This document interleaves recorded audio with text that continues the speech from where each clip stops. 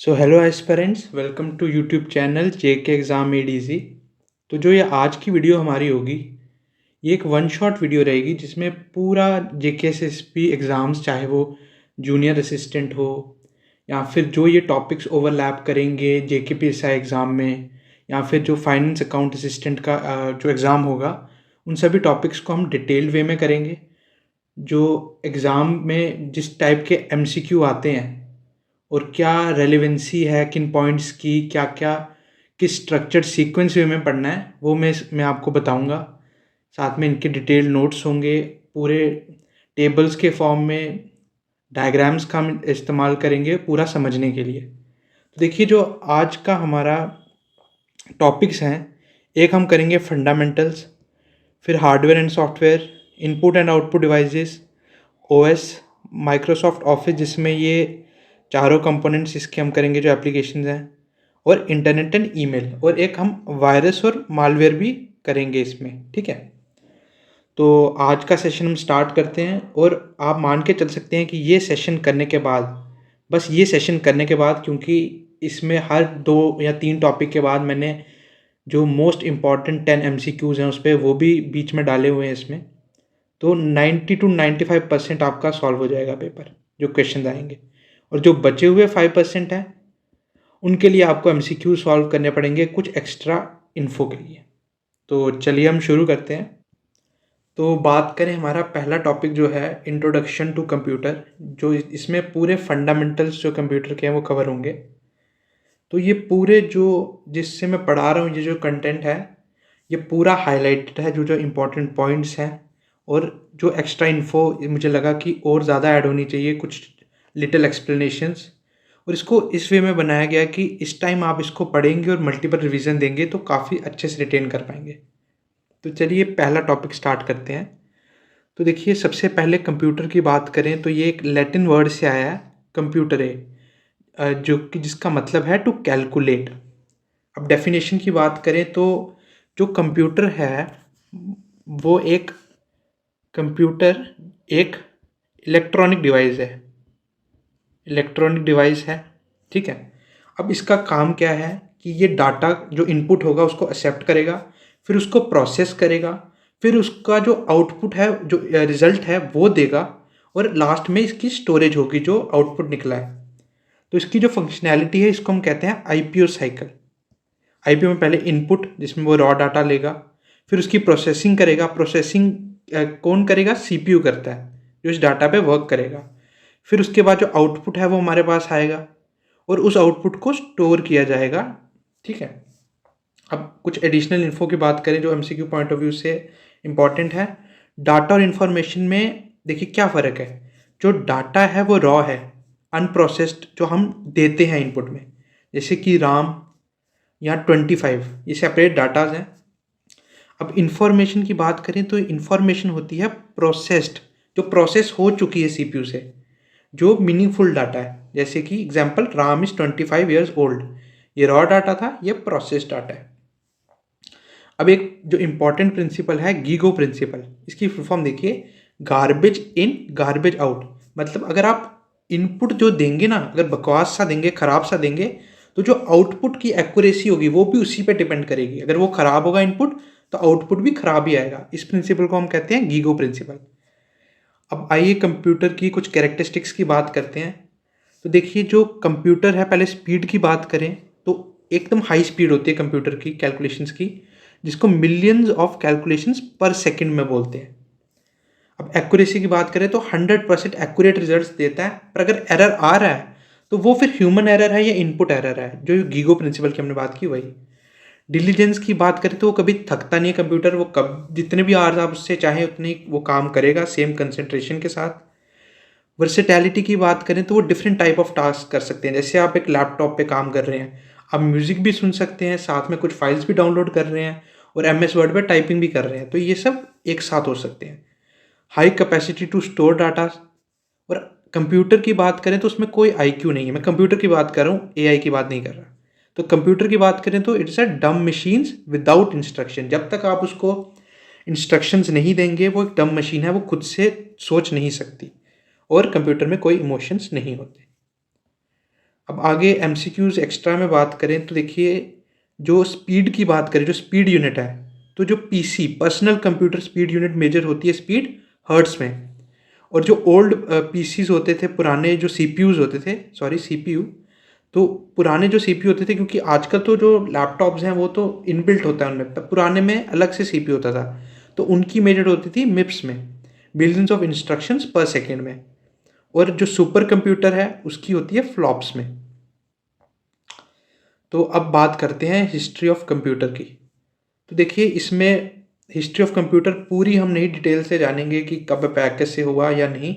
इसमें मैंने इनको टेबल्स की फॉर्म में किया है, क्योंकि आपको क्वेश्चंस आएंगे या तो मैच द फॉलोइंग में या एमसीक्यू बेस्ड, तो उन वन लाइनर से आप आराम से कर सकते हैं और काफ़ी जल्दी डाटा रिटेन भी हो सकता है। तो हिस्ट्री ऑफ कंप्यूटर की मैं बात करें पॉइंट्स की, तो सबसे पहले बात करते हैं फादर ऑफ कंप्यूटर। तो जो फादर ऑफ कंप्यूटर है वो है हमारे चार्ल्स बैबेज। और इन्होंने क्या डिज़ाइन किया था? Analytical engine. ईयर आपको याद करने की ज़रूरत नहीं है अभी। अब फर्स्ट प्रोग्रामर की बात करें तो वो थी लेडी एडा लवलेस। और इन्होंने क्या सजेस्ट किया था? प्रोग्रामिंग किस पे की थी? Binary data storage. ये 3 पॉइंट्स आपको याद करने हैं। अब फर्स्ट इलेक्ट्रॉनिक कंप्यूटर कौन सा था? एनियाक, और 1946 में। अब फर्स्ट स्टोरेज प्रोग्राम कंप्यूटर कौन सा था? एडसैक, 1949 में। और फर्स्ट कमर्शियल कंप्यूटर यूनिवैक, 1951। अब देखिए, ये डाटा आपको मेमोराइज ही करना पड़ेगा। मैं आपको सजेस्ट करूँगा आप इसको कहीं अलग सेपरेट में, जो ये डाटा है पूरी पीडीएफ का या पूरे नोट्स का, वो आप कहीं लिख लिए और सामने चिपका दीजिए, ताकि आप रोज़ इसको जब देख के रिवाइज करेंगे तो वो जल्दी रिटेन होगा। अब एमसीक्यूज़ एक्स्ट्रा में बात करें तो जो फर्स्ट मैकेनिकल कैलकुलेटिंग डिवाइस थी वो कहाँ थी? चाइना में, 3000 बीसी में। और कौन सी थी? अबैकस। अब फर्स्ट मैकेनिकल एडिंग मशीन की बात करें, वो कैलकुलेटिंग थी, ये एडिंग मशीन थी। ये किसने डेवलप की थी? ब्लेस पास्कल ने। और नाम क्या था इसका मशीन का? पास्कली। अब father of modern computer science की बात करें, देखिए फादर ऑफ कंप्यूटर साइंस आएगा तो चार्ल्स बैबेज, जिसमें उन्होंने किस में काम किया था? एनालिटिकल पे। और इसकी बात करें तो एलन ट्यूरिंग आएगा मॉडर्न में। अब फर्स्ट कंप्यूटर इन इंडिया, तो ये है HEC2M। पर देखिए इसमें एक कैच है, जो HEC2M है, जो कि ISI कोलकाता 1951 में इंस्टॉल्ड है। फर्स्ट कंप्यूटर इंस्टॉल कब हुआ था? पर अगर क्वेश्चन आता है कि मैन्युफैक्चर इंडिया में कौन सा हुआ था, तो आपको सिद्धार्थ डालना है। चलिए, जो अगली की बात करते हैं वो है जनरेशन ऑफ कंप्यूटर। देखिए, कंप्यूटर ओवर द टाइम अलग अलग जनरेशन आती रही, ठीक है। और जो अभी प्रेजेंट जनरेशन है, 5th जनरेशन, जो AI वाली है, ठीक है। तो देखिए, इसमें हमें क्या, एक पीरियड आपको याद करने की ज़रूरत नहीं है, आप एक बेसिक टाइमलाइन से देख सकते हैं। इसके बाद आपको याद करना है जो मेन कंपोनेंट यूज़ होता था कंप्यूटर में, लैंग्वेज और एग्जाम्पल्स, ठीक है। तो फर्स्ट जनरेशन की बात करें तो इसमें मेन जो कंपोनेंट थे वो थे वैक्यूम ट्यूब्स। और जो इसमें लैंग्वेज होती थी बाइनरी लैंग्वेज हो गई, जिसमें 2 बस डिजिट में होता है, 0 और 1, इसी में होता है पूरा। इसे मशीन लैंग्वेज भी कहते हैं, इसका आगे हम डिस्कस करेंगे। तो इसमें एग्जांपल थी एनीवैक, एनियाक, यूनिवैक, एडवैक। सेकंड में ट्रांजिस्टर्स, लैंग्वेज असेंबली। देखिए, ये सबसे बेसिक होती है, उसके बाद असेंबली होती है, और सबसे हाई लेवल होती है ये C++, बेसिक लेवल की। ये एग्जांपल्स हो गई, ये इसकी एग्जांपल्स। अब इसमें आईसीज लगती थी। अब क्वेश्चन आ सकता है कि आईसीज बनती किससे हैं? तो ये बनती हैं सिलिकॉन से, ठीक है। अब देखिए, नीचे चलें तो 4th जनरेशन में माइक्रो प्रोसेसर लग रहे थे। और कौन सा टाइप का micro processor? VLSI, very large scale integration वाला। ये इसमें लैंग्वेजेस होगी थोड़ी और एडवांस। ये इंटेल 404, क्रे 1PC, ये इसकी एग्जांपल्स होगी। अब 5th वाले की बात करें तो इसमें ULSI और AI वाला मेन कंपोनेंट है, जो अभी चल रहा है। और इसमें नेचुरल लैंग्वेज है और रोबोट्स और परम जो इसकी एग्जांपल है। अब देखिए, ट्रांजिस्टर्स की इन्वेंटर की बात करें। देखिए, ट्रांजिस्टर्स कहाँ पढ़ा आपने? सेकंड में जो मेन कंपोनेंट यूज हुआ था ट्रांजिस्टर्स, तो उसके इन्वेंटर कौन थे? शॉकले, बैर्डीन और ब्रेटिन। आईसी चिप के इन्वेंटर थे जैक किल्बी और मेड फ्रॉम सिलिकॉन, ये मैंने बताया आपको। और ये है VLSI, ये 4th जनरेशन का माइक्रो प्रोसेसर। और ये 5th करंट का micro processor, ultra large scale integration. अब आगे बात करते हैं कंप्यूटर्स की क्लासिफिकेशन की। देखिए, जो कंप्यूटर्स को डिफरेंट फॉर्म में क्लासीफाई किया जाता है, डिफरेंट जो क्राइटेरियाज पे। पहला है on the basis of working principle. देखिए वर्किंग प्रिंसिपल पे बात करें तो 3 टाइप के होते हैं, एनालॉग, डिजिटल और हाइब्रिड। अब देखिए एनालॉग हो गए जिसमें कंटिन्यूस डाटा होता है। कंटिन्यूस डाटा का मतलब कि इसमें जो डाटा है वो मेजरमेंट के लिए यूज़ हो रहा होता है और कंटिन्यूसली चेंज हो रहा होता है।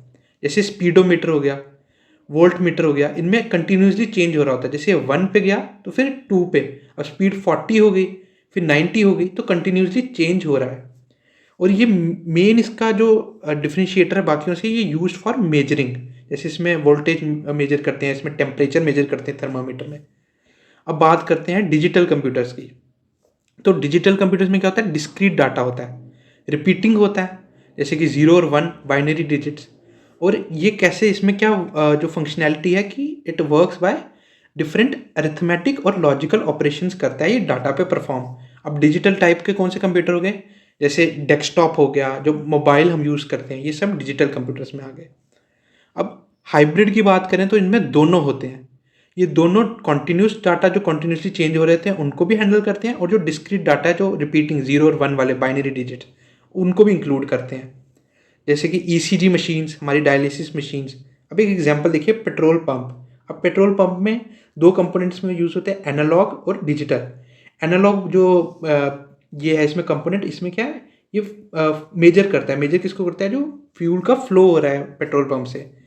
और डिजिटल वाला प्राइस कैलकुलेट करता है कि जैसे कि आपने 4 लीटर भरवाया तो यहाँ से कैलकुलेट हुआ, उसका प्राइस क्या है तो वो डिजिटल कंपोनेंट करेगा। तो ये हाइब्रिड कंप्यूटर्स हो गए। अब बात करते हैं बेस्ड ऑन साइज और कैपेसिटी। देखिए बेस्ड ऑन साइज और कैपेसिटी में पहला आता है माइक्रो कंप्यूटर। ये यूज़ करता है माइक्रो प्रोसेसर। अब माइक्रो प्रोसेसर हमने 2 टाइप का पढ़ा, VLSI और ULSI। इसमें सिंगल यूज़र ही एक्ट करता है, जैसे हमारा पीसी हो गया, लैपटॉप हो गया। मिनी कंप्यूटर हो गया, ये मिड रेंज के होते हैं, मिड रेंज साइज़ के। सपोर्ट की बात करें तो ये 400 से 200 यूज़र्स को सपोर्ट करते हैं, और ये स्मॉल सर्वर्स में यूज़ होते हैं। अब मेन फ्रेम की बात करें तो ये वेरी लार्ज, काफ़ी बड़े साइज़ के होते हैं, और ये थाउजेंड्स ऑफ यूज़र्स को सपोर्ट करते हैं। ये मेनली यूज़ होते हैं बल्क डाटा प्रोसेसिंग में। ये आगे एग्जाम्पल्स। अब बात करते हैं सुपर कंप्यूटर्स की। ये फास्टेस्ट कंप्यूटर्स हैं अभी, और ये कम्प्लेक्स कैलकुलेशंस के लिए यूज़ करते हैं, जैसे कि वेदर फोरकास्टिंग हो गया, न्यूक्लियर साइंस में हो गया, तो उसमें सुपर कंप्यूटर्स का यूज़ होता है। अब देखिए आगे बात करें तो MCQ एक्स्ट्रा में बात करें तो देखिए वर्ल्ड का फर्स्ट जो सुपर कंप्यूटर था वो था क्रे 1, जिसको डेवलप किसने किया था, सेमोर क्रे ने 1976 में। इंडियाज़ का फर्स्ट सुपर कंप्यूटर था परम 8000। ये काफ़ी इंपॉर्टेंट है, इनको डेवलप किया था CDAC पुणे में। आर्किटेक्ट ऑफ परम के आर्किटेक्ट कौन थे, जो बनाने वाले मेजर आर्किटेक्ट थे, विजय बाटकर। अब करंट फास्टेस्ट इंडिया में है इरावत, जो AI सुपर कंप्यूटर है, और करंट वर्ल्ड में USA का एल कैपिटन। तो ये आपको याद रखनी है। देखिए जो ऐसा डाटा है मैं आपको वही सजेस्ट करूँगा, आप कहीं लिख कर इसको चिपका लीजिए, तभी ये याद होगा।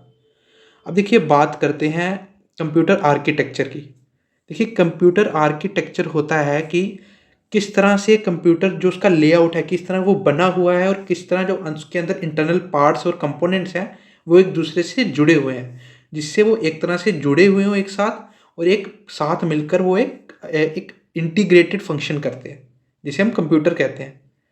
अब देखिए कंप्यूटर में ये जो आर्किटेक्ट है based on von Neumann model, ये आपको याद करना है, वॉन न्यूमैन मॉडल। अब ये इसका देखिए ये आर्किटेक्चर है। मेन मेमोरी, ये CPU है पूरा, इसके अंदर मेन मेमोरी, ALU, CU और स्टोरेज, और यहाँ से इनपुट जाता है और यहाँ से आया आउटपुट, और इसको हम मेमोरी यूनिट भी कहते हैं। अब देखिए मैं आपको इसमें जो कंपोनेंट्स है वो अच्छे से एक्सप्लेन करता हूँ। देखिए सबसे पहले आ गया इनपुट यूनिट। अब इनपुट यूनिट क्या होता है, जो इनपुट हम डाटा फीड करते हैं, हम सिस्टम में एंटर करते हैं। इनपुट, जो इनपुट डिवाइस से हम डाटा फीड कर रहे हैं। अब ये क्या कन्वर्ट करता है, इट कन्वर्ट्स जो यूजर सिग्नल्स हैं, जो हमने सिग्नल्स जैसे कीबोर्ड से आपने टाइपिंग की, तो उसको डिजिटल फॉर्म में करता है, जो कंप्यूटर अंडरस्टैंड करता है। जिस फॉर्म में कंप्यूटर अंडरस्टैंड करता है उसमें कन्वर्ट करता है। अब देखिए बात करते हैं CPU की, सेंट्रल प्रोसेसिंग यूनिट। इसे द ब्रेन भी कहते हैं, क्योंकि ये प्रोसेस करता है डाटा जो हमने फीड किया होता है। अब इसके 3 की सब पार्ट्स हैं। पहला इसका सब पार्ट है ALU, अरिथमेटिक लॉजिक यूनिट। ये अरिथमेटिक मैथ्स परफॉर्म करता है और लॉजिक फंक्शंस करता है, जैसे greater than, small, equal to, data compare करेगा और मैथ्स की फंक्शंस करेगा, जैसे एडिशन, सब्ट्रैक्शन, मल्टीप्लिकेशन। अब आ गया कंट्रोल यूनिट, इसे कहते हैं नर्वस सिस्टम। क्यों? क्योंकि ये डाटा को प्रोसेस नहीं करता है, ये डाटा का फ्लो कंट्रोल करता है, उसकी डायरेक्शन को मैनेज करता है कि किस साइड डाटा का फ्लो जाएगा। अब अगला आ गया मेमोरी यूनिट। अब देखिए मेमोरी यूनिट की बात करें तो मेमोरी यूनिट के ये काम है, एक तो ये जो स्टोरेज स्पेस है वो प्रोवाइड करता है, डाटा और जो इंस्ट्रक्शंस होती हैं उनको होल्ड करता है, ताकि जब सीपीयू को चाहिए होगे ये इंस्ट्रक्शंस डाटा की वो वर्क अपना कर सके, तो ये उसको क्विकली पहुंचा सके। जैसे कि रैम हो गया, रैम में टेम्परेरी डाटा स्टोर रहता है जो चाहिए होता है। अब देखिए रजिस्टर्स क्या हो गया, ये मेनली कैच मेमोरी होगी एक तरह की, ये फास्टेस्ट है, टेम्परेरी स्टोरेज है और इमीडिएट डाटा को होल्ड करती है। और कहाँ पे होती है ये? Inside CPU. अब अगली बात करें तो आ गया आउटपुट यूनिट। आउटपुट यूनिट क्या होगी? जो डाटा प्रोसेस हो गया, अब इंफॉर्मेशन बन गई है, अब उसको डिस्प्ले करने का काम करता है आउटपुट यूनिट, ताकि जो ये कंप्यूटर के फॉर्म में है ना डाटा, हम उसको नहीं पढ़ सकते, तो उसको वो इस फॉर्म में कर देता है कि ह्यूमन रीड कर सके उसको, आउटपुट को। तो अब एमसीक्यू एक्स्ट्रा की बात करें तो रजिस्टर्स जो है हमने बात की ऊपर, वो फास्टेस्ट मेमोरी है कंप्यूटर में, और ये इमीडिएट डाटा को होल्ड करता है। और कहाँ पे होता है? Inside CPU. अब एक्यूमुलेटर क्या होता है? एक्यूमुलेटर एक फॉर्म ऑफ रजिस्टर है जो स्टोर करता है इमीडिएट रिजल्ट किसके? एएलयू ऑपरेशंस के। ये आपको याद रखना है, एएलयू ऑपरेशंस के कौन स्टोर करता है? A for ALU, A for accumulator. अब अगला आ गया प्रोग्राम काउंटर। अब ये स्टोर करता है एड्रेस, किस चीज़ का? मतलब इंफॉर्मेशन एड्रेस की जो नेक्स्ट इंस्ट्रक्शन होगी उसके लिए। तो ये आपको याद करना है। अब इसके बाद बात करते हैं मेमोरी यूनिट्स की। अब मेमोरी यूनिट्स में पहली बात करते हैं बिट। बिट जो है वो स्मॉलेस्ट यूनिट है, इसे हम स्मॉलेस्ट एटम ऑफ डेटा भी कहते हैं। और ये दो टाइप का होता है, 0 और 1, जो कि हम बाइनरी डिजिट कहते हैं इसे। अब देखिए 4 बिट्स मिलकर बनाती हैं निबल, जो कि और 4 बिट्स बना रही है निबल और 8 बिट्स बना रही है बाइट। तो निबल को हम कह सकते हैं it's a half a byte, ठीक है। और जो बाइट है वो स्टैंडर्ड यूनिट है एक कैरेक्टर के लिए। समझिए ए लेटर है, बी लेटर है, इसके एक जो कैरेक्टर के लिए स्टैंडर्ड यूनिट क्या है? बाइट। अब देखिए वर्ड्स की बात करें तो वर्ड होता है नंबर ऑफ बिट्स। बिट्स क्या होता है? 0 और 1। Number of bits CPU can process at once. एक बारी में जितने सीपीयू प्रोसेस कर सकता है उसे हम वर्ड कहते हैं, जो हमें वर्ड लेंथ भी डिफाइन करता है। अब देखिए बात करें मेजरमेंट की, तो देखिए कंप्यूटर जो है वो बाइनरी में कैलकुलेट करता है, 0:10 में। तो जब हम बढ़ाते जाते हैं ना, जैसे 1 KB से MB, फिर गीगाबाइट, फिर टेराबाइट, पेटाबाइट, तो ये 1000 से नहीं बढ़ते हैं, ये बढ़ते हैं 1024 से। देखिए 1 kilobyte is equal to 1024 bytes, फिर 1 megabyte is equal to this this this this, तो ये 1024 से बढ़ेंगे। अब बात करते हैं बेस की। अब देखिए बेस क्या होता है? बेस होता है, base is simply the count of unique digits a system uses. मतलब एक सिस्टम में कितने जो डिफरेंट डिजिट्स, यूनिक डिजिट जो यूज़ हो सकते हैं। अब इसकी जो एग्जांपल जो आपको मेनली याद करना है, डेफिनेशन नहीं आएगी, ये आपको बस मैंने समझाने के लिए लिखी थी यहाँ पे। देखिए बाइनरी सिस्टम बेस, इसमें क्या होते हैं? सिर्फ 2 यूनिक डिजिट होते हैं, 0 और 1, और ये मेनली यूज होते हैं लैंग्वेज ऑफ कंप्यूटर्स के लिए। एक हो गया डेसिमल सिस्टम बेस, इसमें कितने होते हैं? 10 डिजिट का यूज़ होता है, 10 यूनिक, 0 से 9, और ये लैंग्वेज ऑफ ह्यूमंस के लिए जो फीडिंग के लिए यूज़ होते हैं। ऑक्टल बेस में हो गए 8, जैसे कि नाम सजेस्ट करता है ऑक्टल।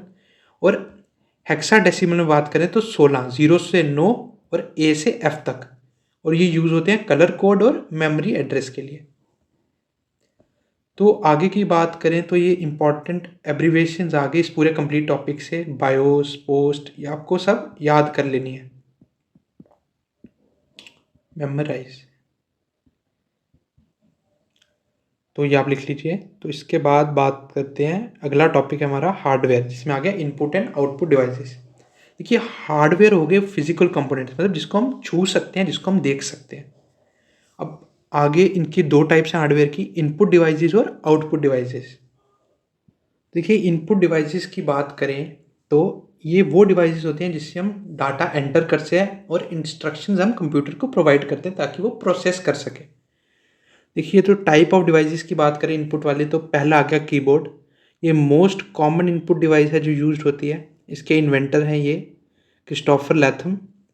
जो लेआउट तो होता है क्वेटी। क्वेटी में स्टैंडर्ड लेआउट है और उसमें कीज़ होती हैं 104। अब देखिए आगे बात करें की टाइप्स की, तो देखिए फंक्शन कीज़ होती हैं F1 से F12 तक, ये होती हैं 12 कीज़। अब टॉगल कीज़ की बात करें तो जो टॉगल कीज़ होती हैं इनका फंक्शन होता है सिर्फ ऑन या ऑफ का। ठीक है, जैसे कि कैप्स लॉक हो गया कि जो कैपिटल में करने के लिए, न्यूमरल लॉक हो गया, स्क्रॉल लॉक हो गया। फिर आ गई मॉडिफायर कीज़। ये हमेशा इनको कॉम्बिनेशन में यूज़ किया जाता है शॉर्टकट्स के लिए ज़्यादातर। जैसे कंट्रोल का हो गया, कंट्रोल प्लस एस कर देते हैं तो सेव हो जाता है, एन कर देते हैं तो न्यू स्लाइड आ जाती है ना, वैसे ही। अब वैसे ही शिफ्ट वाला हो गया, ALT हो गया, तो ये वाली होगी मॉडिफायर की जो कम्बिनेशन में यूज़ होती है। नेविगेशन कीज़ की बात करें तो नेविगेट करने के लिए एरो कीज़ होगी, जैसे अप डाउन के लिए page up, page down, home की, एंड की। अगला आ गया माउस। माउस क्या एक पॉइंटिंग डिवाइस है, मतलब हम यूज़ करते हैं जैसे आइकन्स पे पॉइंट करने के लिए। इन्वेंटर थे इसके डोगलास एंजेलबार्ट। अब बात करें टाइप्स की, तो दो टाइप के होते हैं, ऑप्टिकल माउस और मैकेनिकल। ये ओल्ड टाइप है जिसमें रबर बॉल का यूज़ किया जाता था, और ऑप्टिकल हो गया जो अभी मॉडर्न यूज़ करें, जिसमें आपने देखा होगा लेज़र लाइट बीम होती है, तो वो वाले हो गए नीचे। अब फंक्शन की बात करें तो क्लिक करने के लिए जो सिलेक्ट होगा, अगर डबल क्लिक करेंगे तो ओपन हो जाएगा। राइट क्लिक के लिए प्रॉपर्टीज़ खुलती थी, ड्रैग एंड ड्रॉप के लिए। अदर पॉइंटिंग डिवाइसेस हो गए इनपुट डिवाइसेस में जॉयस्टिक। अब जॉयस्टिक का देखिए मेन काम होता है फॉर प्लेइंग वीडियो गेम्स और फ्लाइट स्टिमुलेटर्स में, और रोबोट्स को कंट्रोल करने में होता है। It has a vertical stick होती है, ऐसे होता है, और ये वर्टिकल स्टिक बनी होती है ऊपर। इसको ऑपरेट करते हैं, इधर मूव करती है आगे पीछे, तो ये जॉयस्टिक। ट्रैक बॉल हो गया, ये माउस की तरह ही होता है, पर इसमें क्या होता है बॉल टॉप पे होती है, और बॉल को मूव करेंगे अपने थंब से तो वो पॉइंटिंग के लिए हेल्प होती है। और ये मेजरली यूज़ होती है CAD वर्क स्टेशन में। CAD हो गया कंप्यूटर एडेड डिज़ाइंस बनाने के लिए, ये वहाँ पे वर्क स्टेशन भी यूज़ होती है। अब लाइट पेन की बात करें तो ये एक पेन लाइक डिवाइस होती है जो ड्रॉ करने के काम आती है, किस पर, CRT स्क्रीन। CRT स्क्रीन होगी कैथोड रे ट्यूब, ये हम आगे बात करेंगे। और ये यूज़ कौन करता है, इंजीनियर्स यूज़ करते हैं या आर्किटेक्ट्स यूज़ करते हैं। फिर बात आ गई टच पैड की। टच पैड हो गया कि वही जो माउस ट्रैक पैड होता है ना उसका लैपटॉप्स पे, बस वही है टच पैड। और स्टाइलस हो गया, जिससे मैं आपको अभी पढ़ा रहा हूँ, ये स्टाइलस है जो टैबलेट्स और टच स्क्रीन पे यूज़ होता है, पेन। अब बात करते हैं स्कैनिंग डिवाइसेस की। पॉइंटिंग डिवाइसेस हो गई, अब स्कैनिंग डिवाइसेस की। पहला आ गया स्कैनर। स्कैनर जो पेपर हम डालते हैं हार्ड कॉपी, उसको स्कैन करके कंप्यूटर पे डिजिटल इमेज आ जाती है, सॉफ्ट कॉपी, ये हो गया स्कैनर। OCR इसकी फुल फॉर्म होती है ऑप्टिकल कैरेक्टर रिकॉग्निशन। ये क्या करता है, स्कैन करेगा डॉक्यूमेंट को, उसको कन्वर्ट कर देगा एडिटेबल टेक्स्ट में। जैसे कि आप देखोगे हमारे पास PDF होती है, अब उसको वर्ड में लाने के लिए, एडिट करने के लिए क्या करना पड़ता है हमें, कंप्यूटर पे ही हमें किसी सॉफ्टवेयर, ऑनलाइन सॉफ्टवेयर पर डाल के OCR कराना पड़ता है उसका, उससे वो एडिटेबल टेक्स्ट में हो जाता है और हम ऐड कर सकते हैं। अगर आपके पास MS वर्ड है, आप उसमें PDF डालेंगे तो वो डायरेक्ट OCR में उसको कर देता है। अब OMR की बात करें तो ऑप्टिकल मार्क रीडर, जो JKCs भी हम OMR शीट्स पे आप टेस्ट देंगे, उसमें सर्कल करके आएंगे, बबल्स करेंगे। और एग्ज़ाम चेक होने के लिए कौन सा यूज़ होता है, ऑप्टिकल मार्क रीडर यूज़ होता है। अब MICR हो गया मैग्नेटिक इंक कैरेक्टर रिकॉग्निशन। अब इसका क्या काम होता है, ये मैग्नेटिक कैरेक्टर्स को रीड करता है, और ये यूज़ कहाँ होता है, बैंक्स में चेक क्लियरेंस के लिए। बैंक के ऊपर ये मैग्नेटिक इंक लगी होती है। तो उसके बाद बात करते हैं बार कोड रीडर की, जो वर्टिकल ब्लैक और वाइट लाइंस बनी होती हैं और बार कोड स्कैन करता है। जैसे सुपर मार्केट्स में आप जाते हैं तो वो आप प्रोडक्ट जो अपने कार्ट में डालते हैं, फिर जब उनके पास जाते हैं तो उनके पास एक स्कैनर होता है जिससे वो स्कैन करते हैं, तो पूरा जो डिटेल्स हैं प्रोडक्ट की वो उनके पास कंप्यूटर पे आ जाती हैं, तो वो होता है BCR। QR हो गया, जो आजकल हम ये 2D matrix bar code square shape का बना होता है, जिसको हम स्कैन करते हैं अपने फ़ोन से पेमेंट के लिए, QR स्कैनर। तो एक उसके बाद होगी टाइप ऑडियो और विजुअल इनपुट। अब जैसे माइक्रोफोन हो गया, ये क्या करता है, माइक्रोफोन कन्वर्ट करता है जो हम साउंड क्रिएट करते हैं ना, समझिए हमने कुछ बात की, अब जैसे मेरे इसमें माइक्रोफोन लगा हुआ है, अब मैं जो बात कर रहा हूँ, एनालॉग सिग्नल साउंड दे रहा हूँ, उसको डिजिटल सिग्नल में कन्वर्ट कर रहा है और वो वीडियो में इंटीग्रेट हो रहा है, तो आप उसको सुन पा रहे हैं। वेब कैम हो गया कि जो वीडियो को जो इनपुट, जैसे समझिए मैं रिकॉर्ड भी करूँ वीडियो, तो उसको जो रिकॉर्ड करेगा वो वेब कैम करेगा, तो ये विजुअल इनपुट में आ गया। तो अगली बात करते हैं आउटपुट डिवाइसेस की। अब आउटपुट डिवाइसेस हो गया कि जो डाटा जो हमने फीड कर दिया, उसके बाद जो उसका रिजल्ट आता है, आउटपुट जो प्रोसेस रिजल्ट होगा, उसे हम कहते हैं डिस्प्ले और प्रिंट। ठीक है, तो बात करते हैं पहले की, तो है मॉनिटर। अब मॉनिटर को हम कहते हैं विजुअल डिस्प्ले यूनिट भी कहते हैं, वीडीयू। अब देखिए पहला है इसमें soft copy output. Soft copy मैंने आपको पहले बताया था कि हार्ड कॉपी होगी जो पेपर हमने शीट में हुआ जिसको हम टच कर सकते हैं। सॉफ्ट कॉपी हो गया जो डिजिटल फॉर्म में होगी, जो स्क्रीन पे होती है, टेम्पररी आउटपुट। अब मॉनिटर की टाइप्स की बात करें तो ये हमने ऊपर पढ़ा था, सीआरटी है ना। तो CRT cathode ray tube, LCD liquid crystal display, LED light emitting diode, OLED organic LED. अब इनका ये जो इंपॉर्टेंट पॉइंट्स हैं जो आपको एग्जाम के एमसीक्यू पॉइंट ऑफ व्यू से इंपॉर्टेंट है, इसको मैंने मार्क भी कर रखा है। देखिए सीआरटी की बात करें, ये ओल्ड है, बल्की होता था, हैवियर होता था और काफ़ी पावर कंज्यूम करता था।